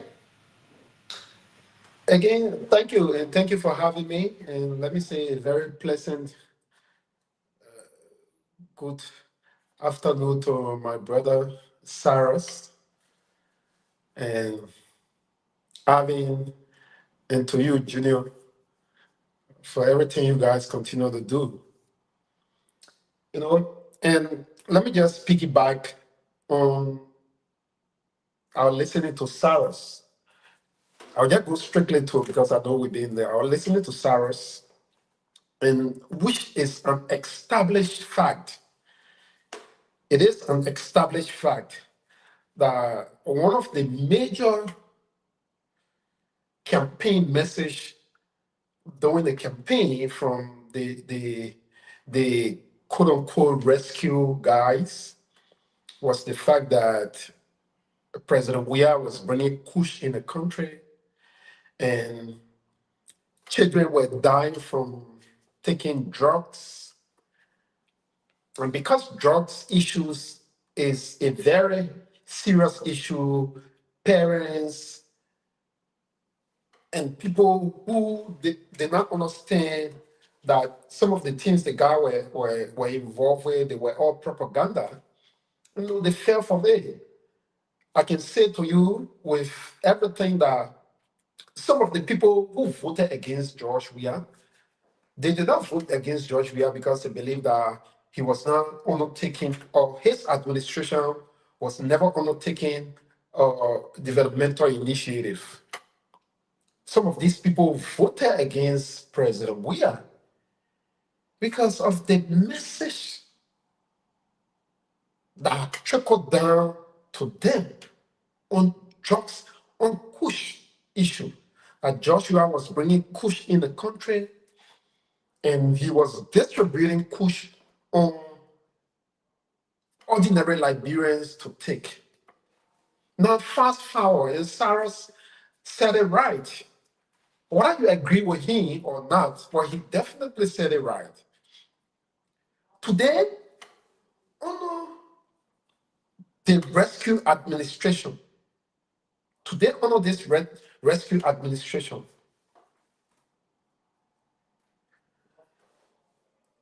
top government, to the extent where the first family,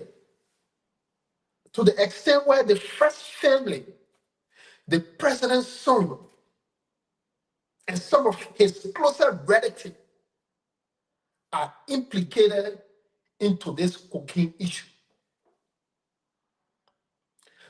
Top-notch security personnel are implicated into the cocaine issue.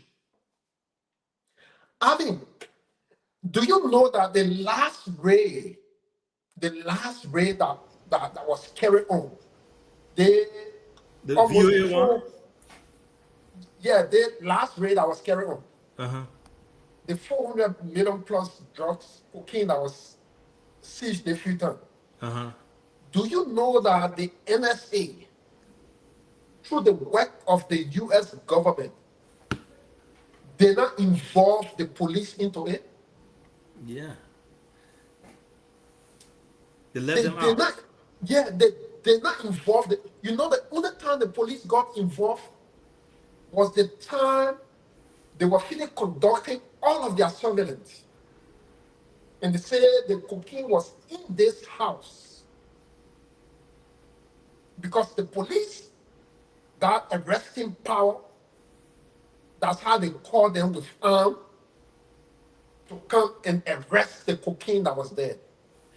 Even when the arrest of the cocaine was done in that place, they took away over 170,000 United States dollar cash.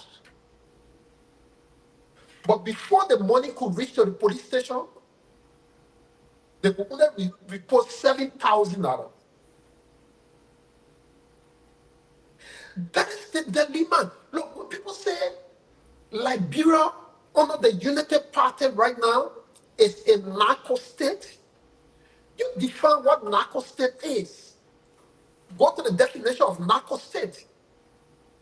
It is where top government officials are involved into facilitating drugs activity in the country.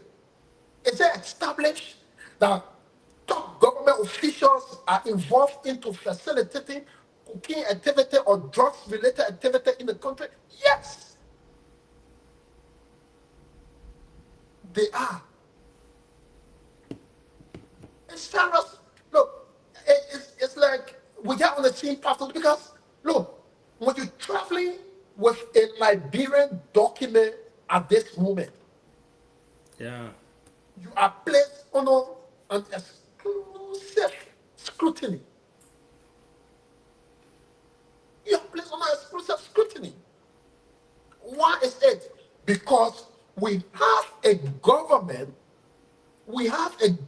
right now that is deeply involved into shipping and transporting drugs to the rest of the other in the rest of the other world. If President Boakai is really serious about this, and this is why I would disagree with Sarah. Look, if President Boakai is really serious with this cocaine issue, the steps he will be taking. Because for you to have the director of police, and all of his own people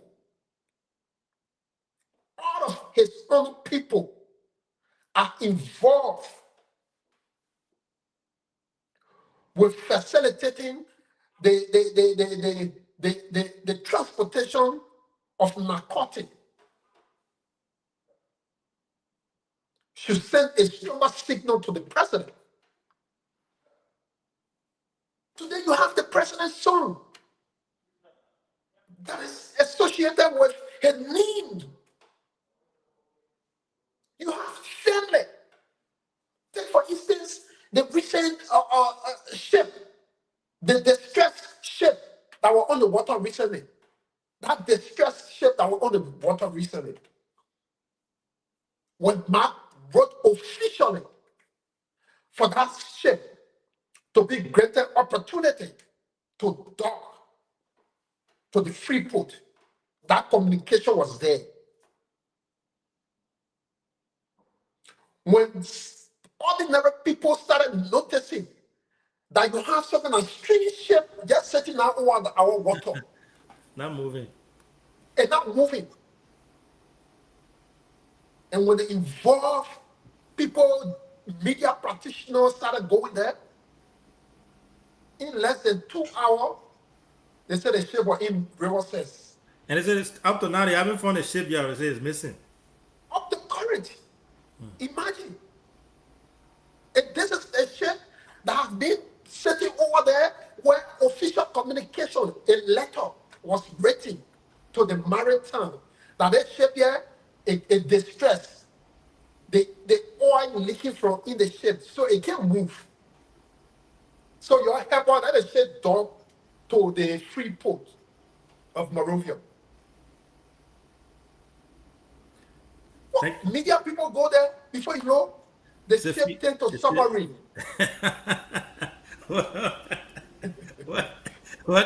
Welcome to the show, ladies. Shit to the summary. My greatest pleasure, gentlemen. How you all doing? Good, Nice seeing you. Carrasco. Nice seeing you, my brother. So, how you doing, my dear brother? Thank you. Welcome to the ship to the summary. Up to now, we can't find a ship. No account for the ship. Yeah. And it says stay in Labrador water. You know, It's in Labrador water. It's in Labrador water. So But- is it being protected? Because Labrador water not that big. Is it being protected? But anyway, we'll get into that detail. But welcome to the show, legend. Welcome to the show, my brother Carrasco. We have Cyrus on here with me. We are discussing the drug topic here. We also will want to hear from you guys about your perspective on today's speech that was given by President Boakai. He stated that, I'm summarizing or paraphrasing here, that if you depend on your proximity to power, family ties, the money you have, your wealth, or political position, and you decide to bring drugs into this country to destroy Liberia or use Liberia as a transit point, you know, we are coming after you. Hear me right. We are coming after you. So what's your take on that? I'm reading here on Variety News here that the LDA boss or the acting boss allegedly received gift from the cartel. That's being reported on one of our Liberian news outlet there, which is Variety News. But before Legend, please give me 1 minute. Thank you so kindly. I mean, do you know that the owner of private bar, the guy who get private bar, you know the internet service that is being used at the Liberian National Police headquarters? You know, he the one provided that internet service to the headquarters. Wow. Yes. Like the Wi-Fi, the Wi-Fi. Starlink. Yes, the Starlink that is being used at the headquarters. He provided that Starlink to the police headquarters. Wow. Yeah, and it's alleged that we saw on news that he has been arrested. He has been arrested. Yeah, that's scary. That's scary. I have some very credible. If the DA deputy and other people, he even purchased a brand new car for them. For the LDA boss and other folks. For the deputy. The private bar guy? The private bar guy? Yeah. Huh? Yes. Wow. Yeah. So that's why we say hair's gonna spin, because they will all other than they will come out. You know, Legend, I don't know if you were here the last time. I said this, and I think Siku was here too as well. I said Washington is not gonna sit by idly and allow Liberia to sink into a narco state, and then for Liberia. I kept saying it over and over. And because thanks to whatever they're doing, but I still believe if it wasn't for these guys, for US to be involved, 100%, like they are doing now with agents being on ground in the Justice Ministry, also even confirming that, I don't think we will be where we are today. But over to you, Legend. What's your take on this topic, this most heated topic we got going on here? Thanks, my dear brother. And I'd like to say, firstly, let me be honest with you, Alvin.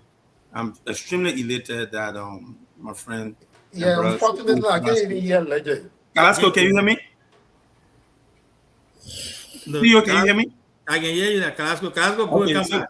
Carrasco, you might but in that event, I know Carrasco will be following from the back, but I'm extremely elated that he's here today on this platform because of his proximity with the incumbent for the Congress for Democratic Change, who's arguably is the most formidable force to this government, and it speaks volume to have him on this platform, because whatever he says here, he holds magnitude. And as somebody who supports this government, who supports this president, and for full disclosure, is not a member of the United Party, I like that he provided some insights, but we're going to do justice to ourselves and to our listening audience here. We're going to give credit where credit is due, and we're going to give stern criticism where it's warranted. And yet, where I'm headed, this government must take some credit for what is unfolding today, because in time past we see Liberia dealt with drug issue,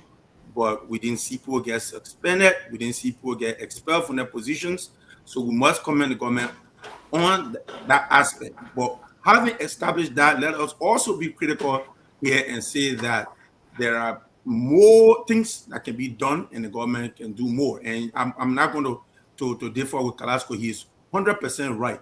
We're glad, we most of all we believe in God, who are Liberians. We're glad God was on our side. The United States government saw this thing and pressured them, for which they were forced to take a measure that they are today. Because think about this: the fabric of our society, the future of our society is being strictly affected by what is unfolding today with this drug. So we cannot sit here and denigrate that. We cannot sit here and downplay that. So with that said, I'm going to give the credit and say we are glad they are taking some actions, but there are more action that can be taken. And like I said here yesterday, Kalasco, you weren't here. I said I have a stern, deep feeling within that there are more heads that need to roll, and more than likely more heads will roll, because when you see the web of what is unfolding with this drug, you can clearly see that there are bigger hands that are still hidden in the back that need to be exposed. And I'm so glad that what today you see that even the IG for our Liberia National Police, Gregory Como, he came against the media, the Fourth Estate, the way he did. But thankfully, the media stood her ground. She issued a press release against Greg, and it held water. And you can see where this thing is headed today. I believe firmly, like any one of you on this platform, we need to fight this. And Kalasco, you weren't here yesterday. I said we should not look at it in a divisive way. We should be united in unison. Liberia can fight drugs. We cannot divide our forces. If it didn't happen in the past, well, today, I believe strongly the drug has magnified in the country. So let us put our arms together. You don't have to support the president. You don't have to support Unity Party. There will always be opposition, because in this life, all fingers cannot be equal and everyone cannot have the same position. So the most we want to do is to fight drugs out of Liberia, because if we fight drugs out of Liberia, we are giving ourselves a future. If we allow drug to persist, hypothetically, say for instance, 2029, more than likely CDC has a chance to win, because CDC is arguably the biggest opposition party. If CDC wins 2029, guess what?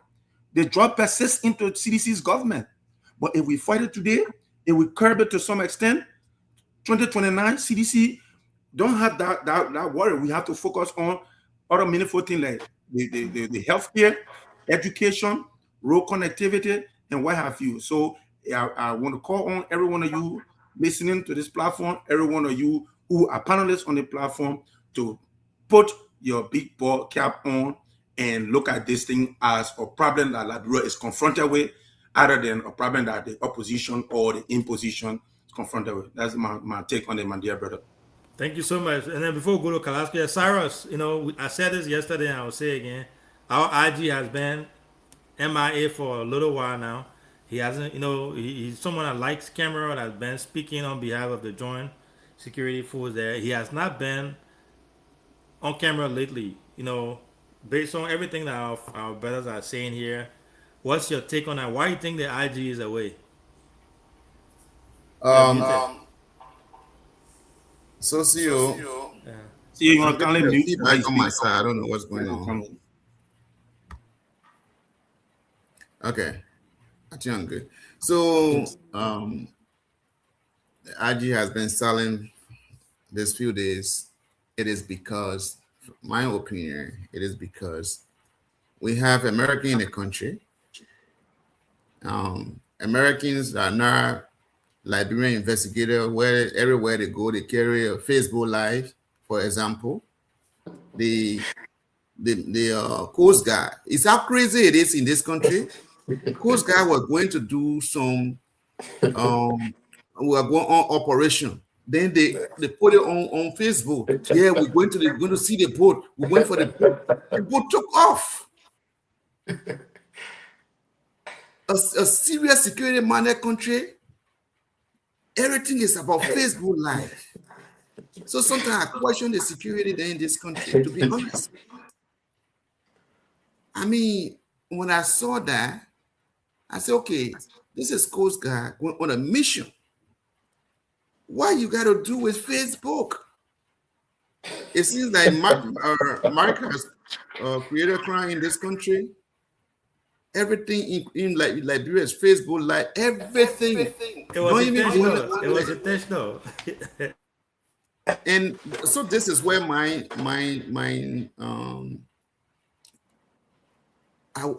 have second thought when I saw that. Did somebody push them to do this? Because maybe some big hands say, you know what, inform those folks so they can run away because it will be embarrassment. Because that's when I saw that, this is where my investigation, I was investigating my own way. As a security personnel, I look at things from different. I'm not a politician, even though political language might come out of my mouth sometimes, but I'm not a typical politician. I'm a security personnel. I look at things from different perspective. So when I saw Facebook Live, I was like, okay, did somebody push them to do this? Because so it can't be evident. Because the letter, when I read the letter, the books, I mean, the guy who wrote the letter, it said that the vessel, the engine has problem. Yeah. It needed leaking. So when the Facebook lighting were going, the engine that was defaulted engine, how can it take off like that? You know, so after I saw that, I was thinking, I said, okay, maybe some information might have been passed on to this guy. Okay, my man, you guys take off, so you guys can take off, and you know you don't want to see this. So it's Liberia, things happen, but Americans are on the ground. CEO, your question, to answer directly your question, Americans are on the ground. They are not Facebook investigators, so they might have told the police director, step aside, we will take care of this thing. We want to gather more evidence together and see what we can do with it. So apparently, that's the reason why he's kind of quiet, because most of the things in the country is abrupt. Gregory Coleman was doing investigation who did Facebook as a real police who really want to do investigation. Everything is not about Facebook Live. In the police department, you got police CID. I don't know what it's CID now. Yeah. You got yes, all these are divisions who carry on investigation. But Coleman was just all over the place. Maybe it could be one of the reasons why he's silent. Thank you.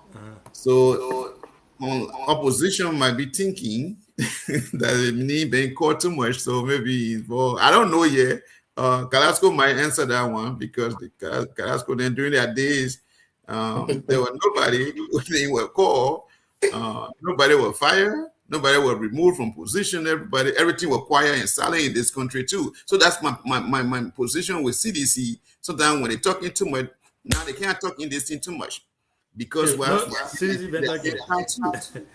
you. Thank you. Give me one minute, 30 seconds.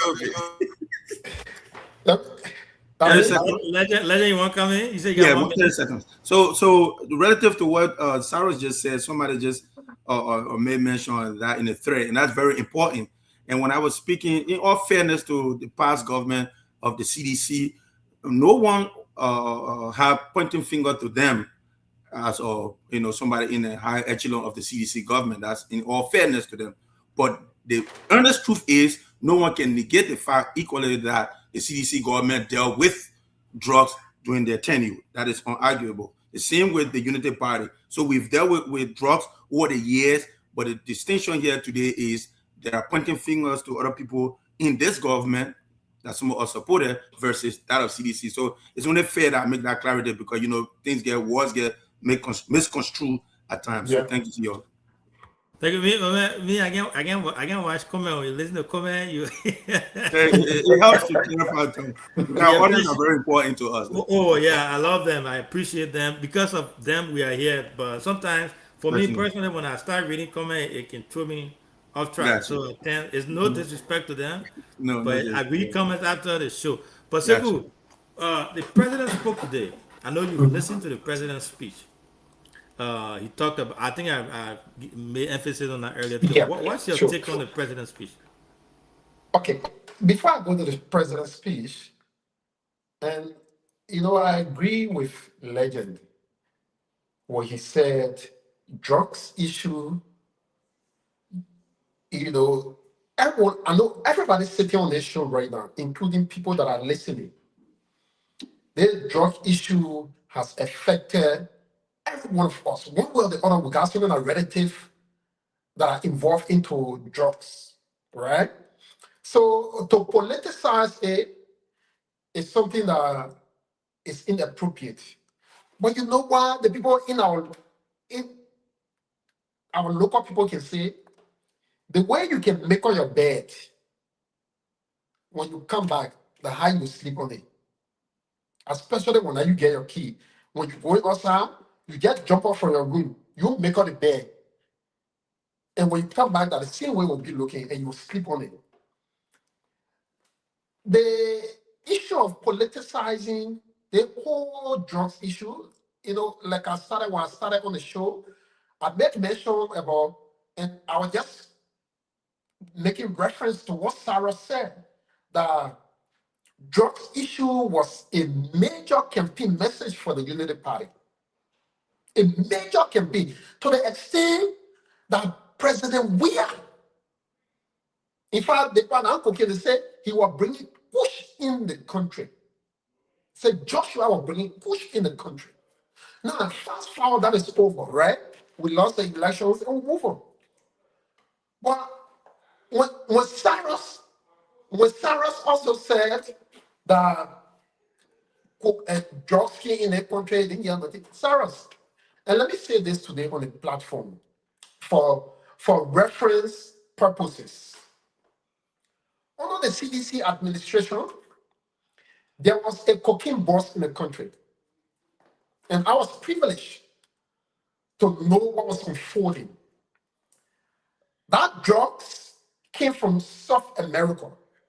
It was coming from South America. But there was an intelligence from the American on that continuum that was coming from South America.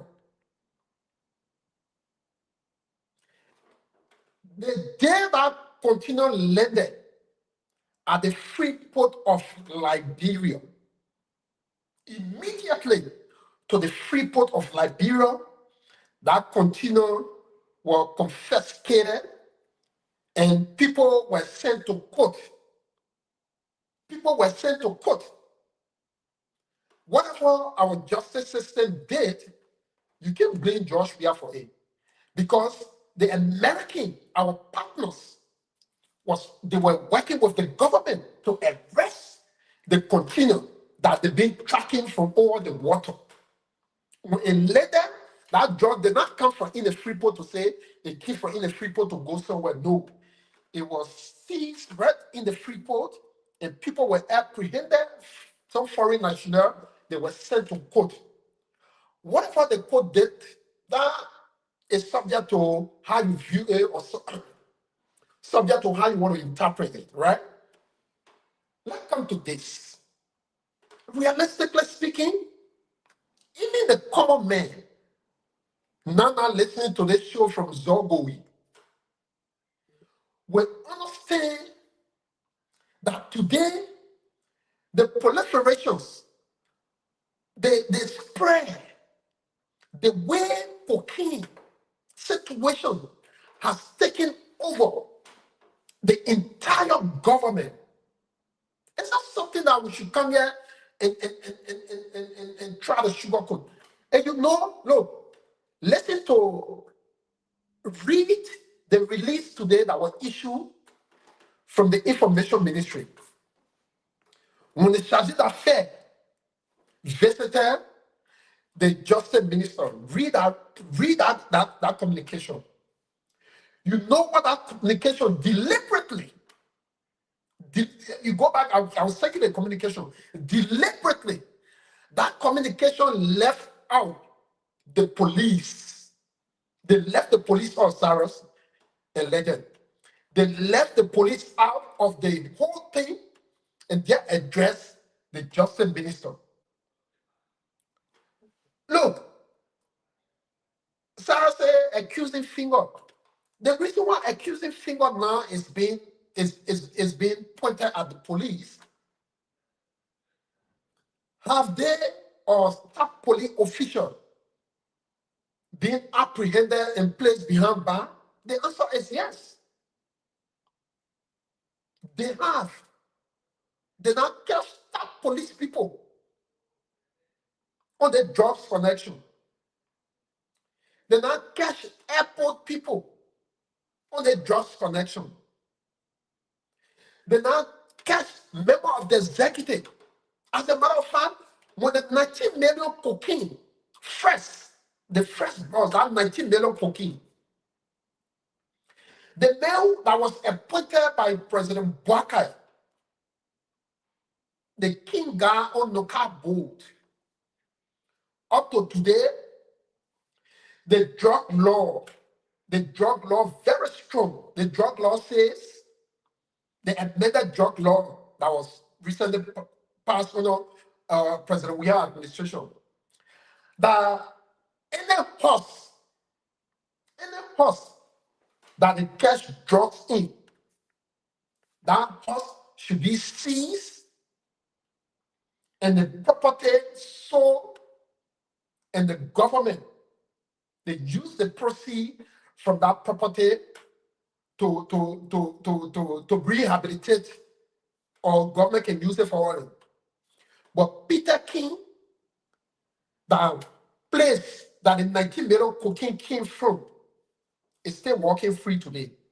What did the government do? The government wrote a cosmetic communication. They say, we suspending you because the things are going on. We want to see how it goes. Cosmetic, very cosmetic. He's still walking free today.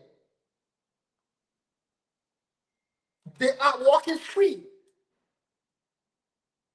Or some of the people that were dismissed because of their connections with the cocaine issue, they're walking free.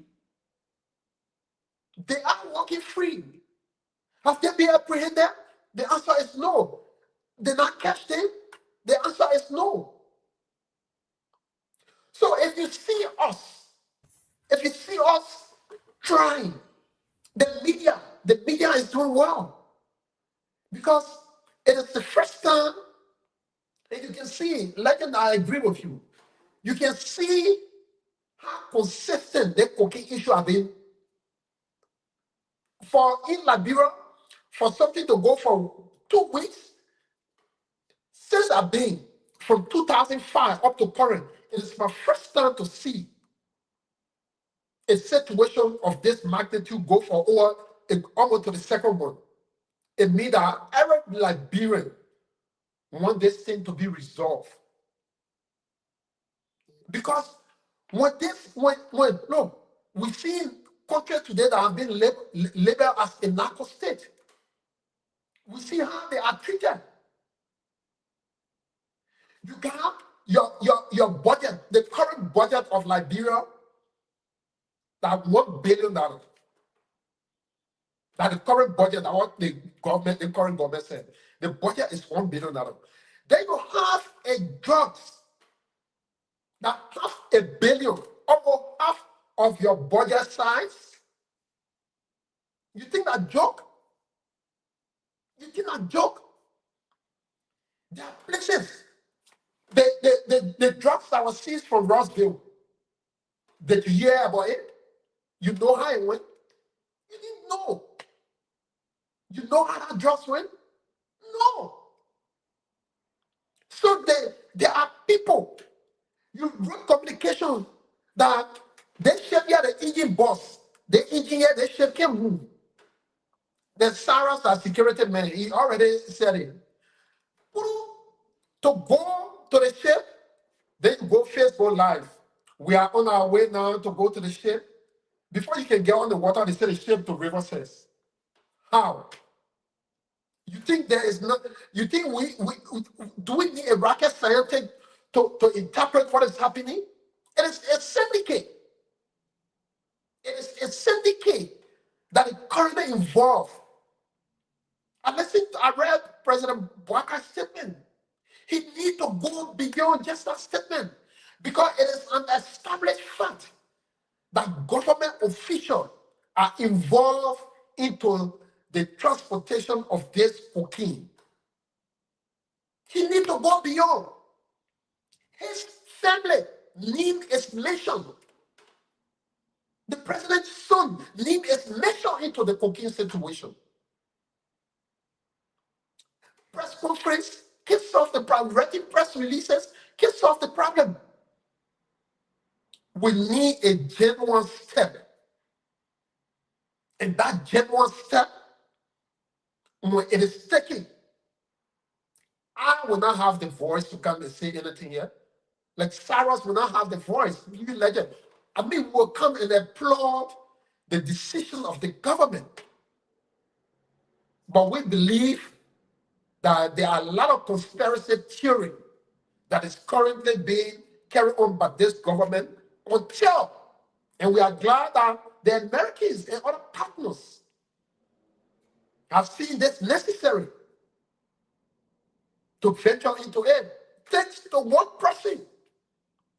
If you get elected deputy directors, thanks to Prince Johnson, Prince C. Johnson, the NSA director, who alone stood because of his background. The man went to the States, he acquired all of his own. He did not compromise. He was very firm on the decision he was making because eyes were on him. Other than that, we are in a cycle. And we must continue. We must continue. This is not about CDC or UP. Legend, I agree. It's not about CDC or UP. It's about all Liberians at this stage.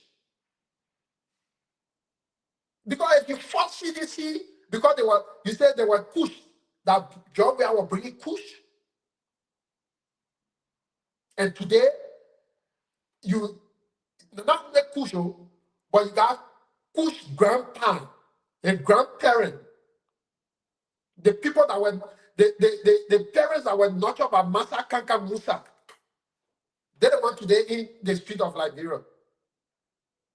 And you expect people to clap for it? No. The Unity Party ran campaign that they were going to eradicate drugs in the country. And that campaign message is what we're holding them back.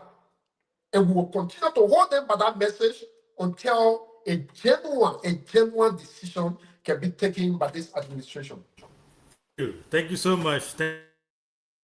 This is something that is very serious. Nobody is going to politicize it, and everybody, all Liberians, have the right to call on the government to continue to do stuff. Like you said, suspending people and then they're still walking around there. It's still not enough. The $19 million case. I think only one person, Paul King, that came back. The other guys, they left the country, they ran away, and nobody know where they are. Hopefully, they can invoke Interpol to get them arrested.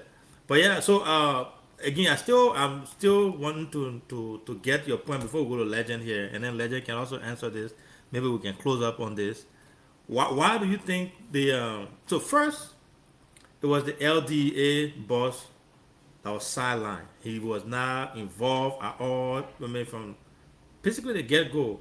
And there was this video when they had a cabinet meeting when President Bwaka made a statement that, the same statement he made today, but a little different, that will go after all those who are doing this. And then you could tell from the reaction, it was very terrible. You could tell from that. I don't know what the view, I think Junior can find that for us. Then now, like I was saying, the Variety News is reporting that he allegedly received gifts from them. So he has been sidelined for a long time. And then we had an IG that was all over the place, giving press conferences here and talking to media, attacking media and all over the place. 4 days now and counting. and we had most recent press conference. He was not part of it. Siku, before we go to Legend, is there any reason why you suspect that LTU is gone now? The IG, we are not hearing from the IG. Is there? Do you think there's an underlying reason behind that? I definitely told yes, and I'll come back and say yes. Okay. Look, insecurity, SARS, since SARS are security man, Yeah, I also they good got, man. they got something in security terminology they call the doctrine of superior respondent. Whenever the other man does wrong, that they tap would bear that responsibility. In this case, that one police officer, no. That two police officer, no. That three police officer, no. That four, counting. And they are all senior police officers. I'm not a student of psychology, right? When Gregory was invited with the Senate, when he was telling Senator Koga in the chamber that Senator Koga, excuse me for my language, that he talked loosely. Go back to that video. Every caution that was directed to the panel, the Justice Minister, EPS, Gregory hijacked every caution. Amen. You see, when somebody see, they can talk plenty because they want to do all kind of things to exonerate themselves.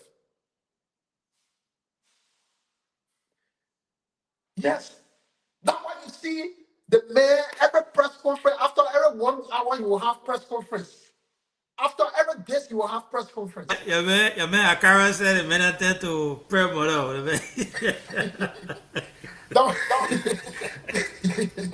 But about 5 star legend to see senior police officer get on their Vera pages. When they all are quoting Deuteronomy, they all are quoting John 3:16, they all are quoting Genesis. The man said, "La bro, built on Christian principles." Yeah. So yeah, I think it was the 106 was the one that started the Bible verses. Then the 702 day, and then now the IG King say, I think he said a prayer, a mother. He feel that a mother prayer had received him for a very long time. But we're not talking about prayer business. Everybody man pray for you. Every one of all that on the show, our man pray for us. But when you are given a specific responsibility, you must execute that responsibility to the letter. See, I think you need to meet, okay. You need to exercise that responsibility to the letter. And what is unfolding today? We see a total compromise in the security sector of our country. A total compromise in the security sector of our country. So that statement, something that will be done. President Barack has made one statement, he made the second one. We must see a genuine step. There is this very deep perception in the public. And based on evidence that top-notch security, top-notch, and Gregory said it. Don't take my word for it. Take Gregory Coleman word. He says senior people within this government, senior, are involved into the cooking issue. So what's going on? Thank you. So let me borrow 30 seconds here quick. Now Legend time, if Legend agree that you can borrow. Legend, you agree to it. Go for it, my brother. Go for it. Okay. So let's go. Let's look at this. I know this is not a bread and butter issue. At the time, this conversation in your administration, the government that you serve,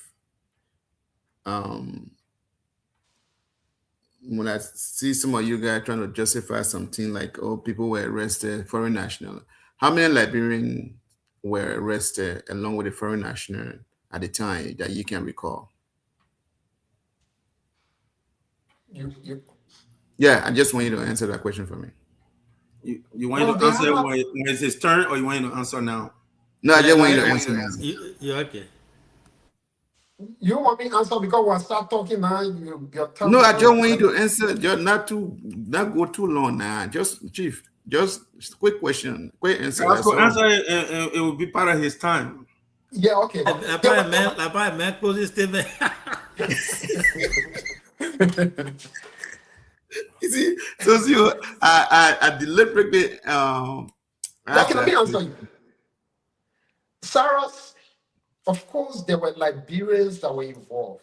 And, if I go back, I want to say, in my closing statement, I will answer it because I can't answer the question. I got to tell you the genesis, how the drugs came to the country, Yeah, so and how it was arrested. Let legend go, and then from there we'll go to our closing statement. So, I think I got 15 seconds so my brother can come in. So, see, this is the thing. I think that the conversation, let it be a little bit, let's do more justice to the cities, or Unity Party government.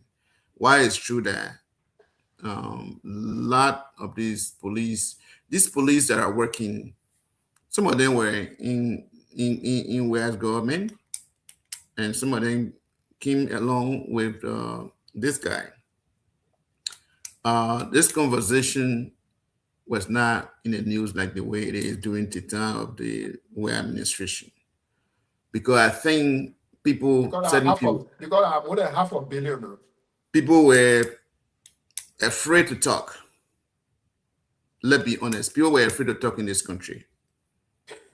Attention was not on to, because the way things was happening, people were dying. Auditor died, other people were dying. So who nobody were very brave to talk. Who the auditor? It will be honest. So a lot of people were afraid to talk on this thing. No, and but who people the were auditor? benefiting. Can you tell me who the auditor? Can I finish, please? That Okay, one is not finish. it's something that you know. No, I don't know. Okay, so see you. We're talking about trusting you. Your 15-second over. Okay, I will stop there. When I'll become more honest. So that's honestly. Sekou, I just sent you something there. I will send it to Legend too. I sent it to Junior so you can read it. It's from they got Martin connecting the private bar owner to the LDA boss transaction. I mean, it's sickening. Yeah. Well, maybe because you got it from me, and when I say Sarah will say, oh, because we put it. But look, Sarah, whether you agree or not, I still have people. Remember, I work in the highest office in the land. I still have people who daily give me information about happening. Wow. Stuff. Yeah. So Well, what sorry, man. I'm reading the thing. It just breaking my spirit. Yeah. I got this information a long time ago. But you talk about it. We not seen it. I don't talk about it. Yeah, why you talk about Go ahead, Legend. So, my dear brother, let's be very clear here. Too wrong doesn't make right. But, right. Yeah. At the same token, we must do justice to our country first.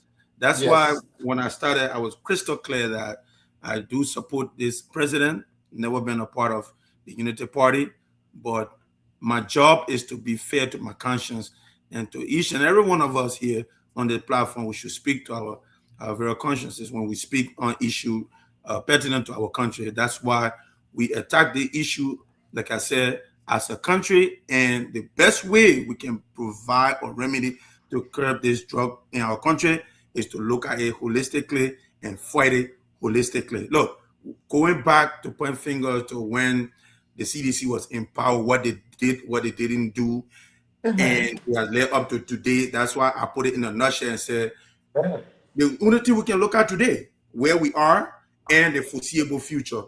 Next election, 2029, it could be CDC's term, it could be ANC, it could be that of LP, it could be UP. But if we start to fight the drug in the future, we wouldn't have to worry about it. That's why it is very important today. Look, when you go to Liberia, you see the graveyard in Monrovia Cemetery, and you see how young people come out of that graveyard, because I saw it with my two eyes. Kalasco, I was in Liberia. You don't know, but I'm going to remind you. You and myself, we sat at Musu spot with my friend and brother Nigo Kofi. How are you watching? 2017. Nigo, yeah. It was you, myself, and Nigo. You don't remember this, but you were at Musu spot. Nigo is a Kofi. He's a very good friend of mine who used to be at the U.S. Embassy. We all grew up in Cinco, and we played soccer a lot in Cinco, so we became very good friends. So I went to Liberia, I went to Musu Spa, I was hanging out, and he came there, and we sat together. And I think you came last, and you joined him because he's a very good friend of yours, I could tell. Yeah. And we all sat there to Musu Spa. We chopped it up. This is my first time bringing this up to you, in fact. So yeah, we're saying this to mean that if we stick with this issue today, and we fight these issues sternly and honestly today, if there is whomever, it can be a minister, an assistant minister, it can be a governor, a superintendent, anyone who is aligned with this drug issue will bring them to book, will be doing justice to our country, and posterity will judge us favorably, because what we do for our country today, it will lead to our children and our children's children, because we are fighting for a country, we are fighting for our people. And I would say, crystal clear, I was fortunate, and there are so many Liberians who following the thread today and watching this live. There are so many Liberians who are privileged to have their entire family, like myself, the entire family move out of Liberia. I mean, from children to parents and everybody move out of Liberia. But at the same token,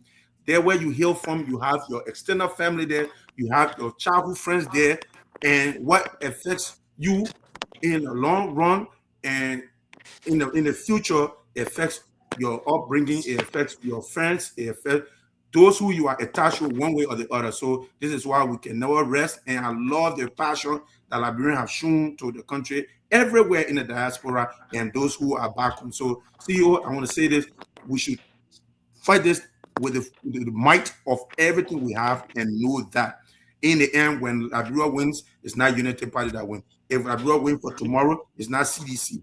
It is a country that is very old, 1847 to today. We've celebrated 179 years, and we need to get on our right footing. I appreciate the opportunity to speak on the issues here.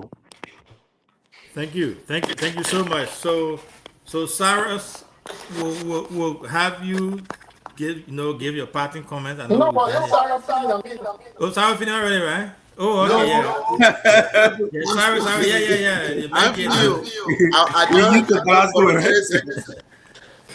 All right, just give us your parting comment, and then Kalasco will take us home. It's been a wonderful show, though. Oh, are we leaving now? Yeah. After this will be our closing statement. We'll be back tomorrow. I'm working on some type of big guest. If that materializes, it's gonna be good for us tomorrow. But I'll keep it up later. Okay, thank you, gentlemen. Thank you for being on the show. It's always good to see good people, brothers, to have some conversation like this. I used to see Carrasco during our administration, posting his thing, doing his thing. It's great to interface with him on this talk show, which is. So why you gonna say I beat man? Yes, never be beat man. Man, that's moving at the time. But it's good to see. I mean, good to see good, nice guys and young people. All of us who have come here, whatever we're saying here, just for the interest of our country. Sometimes I say to myself, we are kind of a long way and we still have not achieved a lot. Liberia still need leaders who believe in this country. So sometimes when I drive, some of those things I see here is I mean, it's just rough political thing to score political points.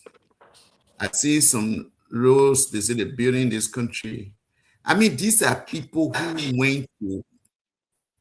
who are live, many of them are living in the Western world, in Asia.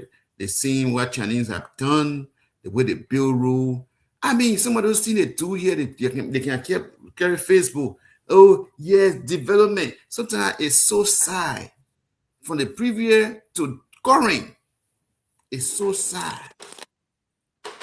We need to believe in this country. If we believe in our country, we will do well. Do you think really this drug thing start today? Because we didn't believe in this country. People in this country want to get ahead. The greediness and love of money. It's good to get money, but get it the right way. The fast money thing is the one that come and destroy this beautiful country for nothing. See, everything in this country is about politics. There's nothing guaranteed they do here to say, okay, I'm doing this thing, it will be guaranteed for so years. It will last for so years. They don't, but it's just to score political points. That's where has brought us to the drugs issue today. We shouldn't have been here. If we love this country, the thing would have been stopped a long time. But because people want to get ahead fast, and the drug thing came along, I believe it's a fight, it's a challenge for us at this point. We will fight it. It's good that we media is all over. I mean, say many thanks to Witherspoon, Randy Seal, and Sia, right? These guys who are champion this courage to bring this thing to light for people like us to talk about it today. I want to really thank Randy for that, and Witherspoon to take that courage to be talking about it. So, you tell me, you thank you too. So hold on now. I'm coming to us. So, and I want to say many thanks to us, BKS TV, and the fellow panelists who are coming tonight to speak about it, and we've been speaking about it. It's great to be here. The love our country. Liberia is a country that we have. We can't depend on American all the time. We need to get away with this mental slavery that everything in our country has to do with American. That's why Liberia is like we're nowhere. If we can do politics, let's do politics with love of country. It can't be politics of bluff. These are some of the things that are happening in our country today. We were discussing why representatives and senators going there for a little $10,000 to go do what I did in $10,000. Thank you, Chief. Yeah? They take that stuff and drop it in a pocket because they want to go showcase to girlfriends. That's enough for no district development. Thank you, my man. You need to stop those things. You need to stop it.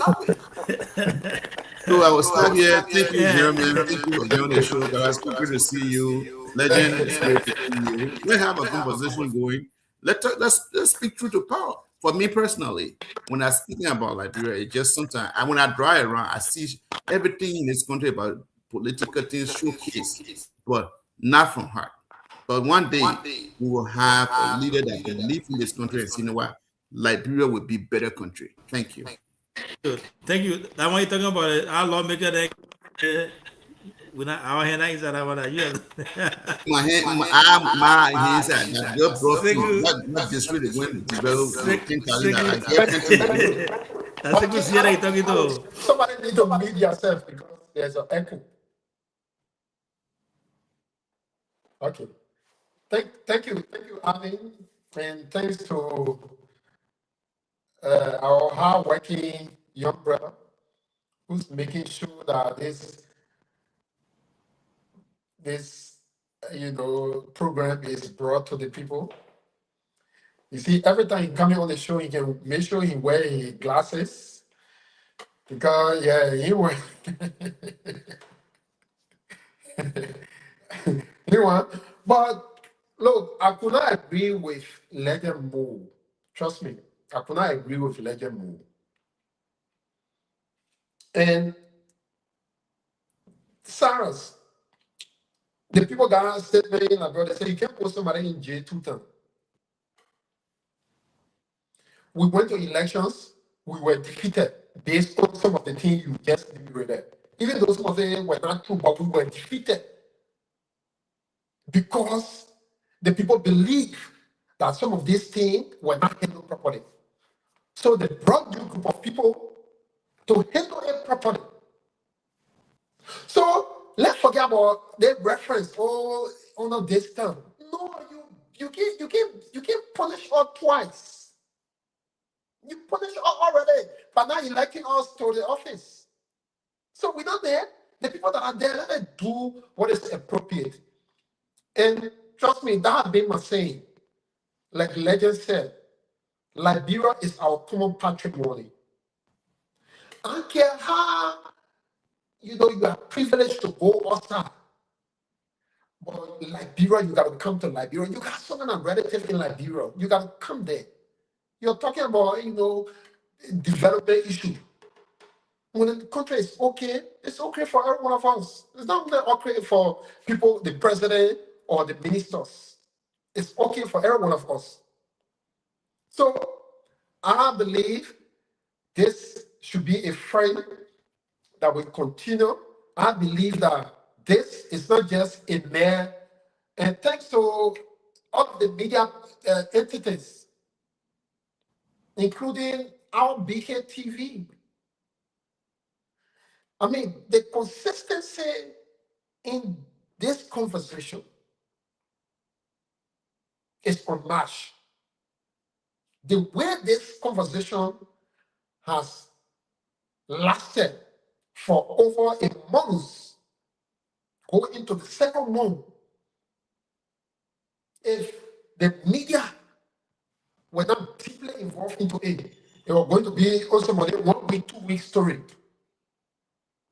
To the extent where the director of police has even accused the media of being, a recipient of some of the cooking money, even though he proved it. Accused the media. I said the media, because the media is coming every day. You come on the, some of us not regular, but every day you come here. Everybody here now, we are citizen journalists. So we are raising this issue. You guys are raising it. So, but they say, no, they think that BKTV panelists, they can be saying, they receive some of the cocaine money, Sarah's, you got to give some of that money, if you get so, to our station, so they can be expanded. Yeah, but it's good to be here, Legend. I hope to see you some other time. Like the time you're talking about Kofi is my very good friend. Yes. Very good. We in constant communication. I could tell. And we see some other time very soon. When you come here or some part of the world, we'll see. But I hope to see you again very soon. And I love your intelligence. Trust me, I love your intelligence. And I hope we can continue to talk about these things because, look, whatever happens, look, we can play the politics. We can play the politics. We talk. But at the end of the day, what matters most is our country. And I cherish the country so much, like you do, like every one of us here do. And I like my man Sarah. Sarah is a very bold man, my in-law. He said he can say nothing, he get time, he say as it is, which is good for the program to create that diversity and to allow people from different backgrounds to to listen to the program and not be some one-dimensional show where we just say that one group of people come here. No. And when we come here, we differ in ideas. It doesn't mean that we are enemy. We just differ in ideas, we proffer our point, and at the end of the day, the listeners will be the judge. I want to say thank you for the opportunity. And I know very well, before I close up, I know very well nobody can take that heart from Senator Kuga. He still get it to the horse.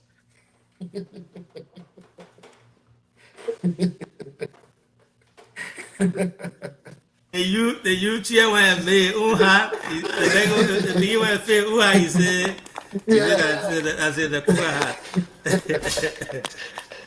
But on a serious note, he said he took it from you. Don't The man lying. The man lying. The man If the 50-year-old you chair, no man's me. But when you become man now, the man are you. The man was born 1984 on a Facebook page. Say you were born 1984. Yeah. But thank you so much, Junior. You want to close the show, man? I'm reading this stuff here. Full disclosure,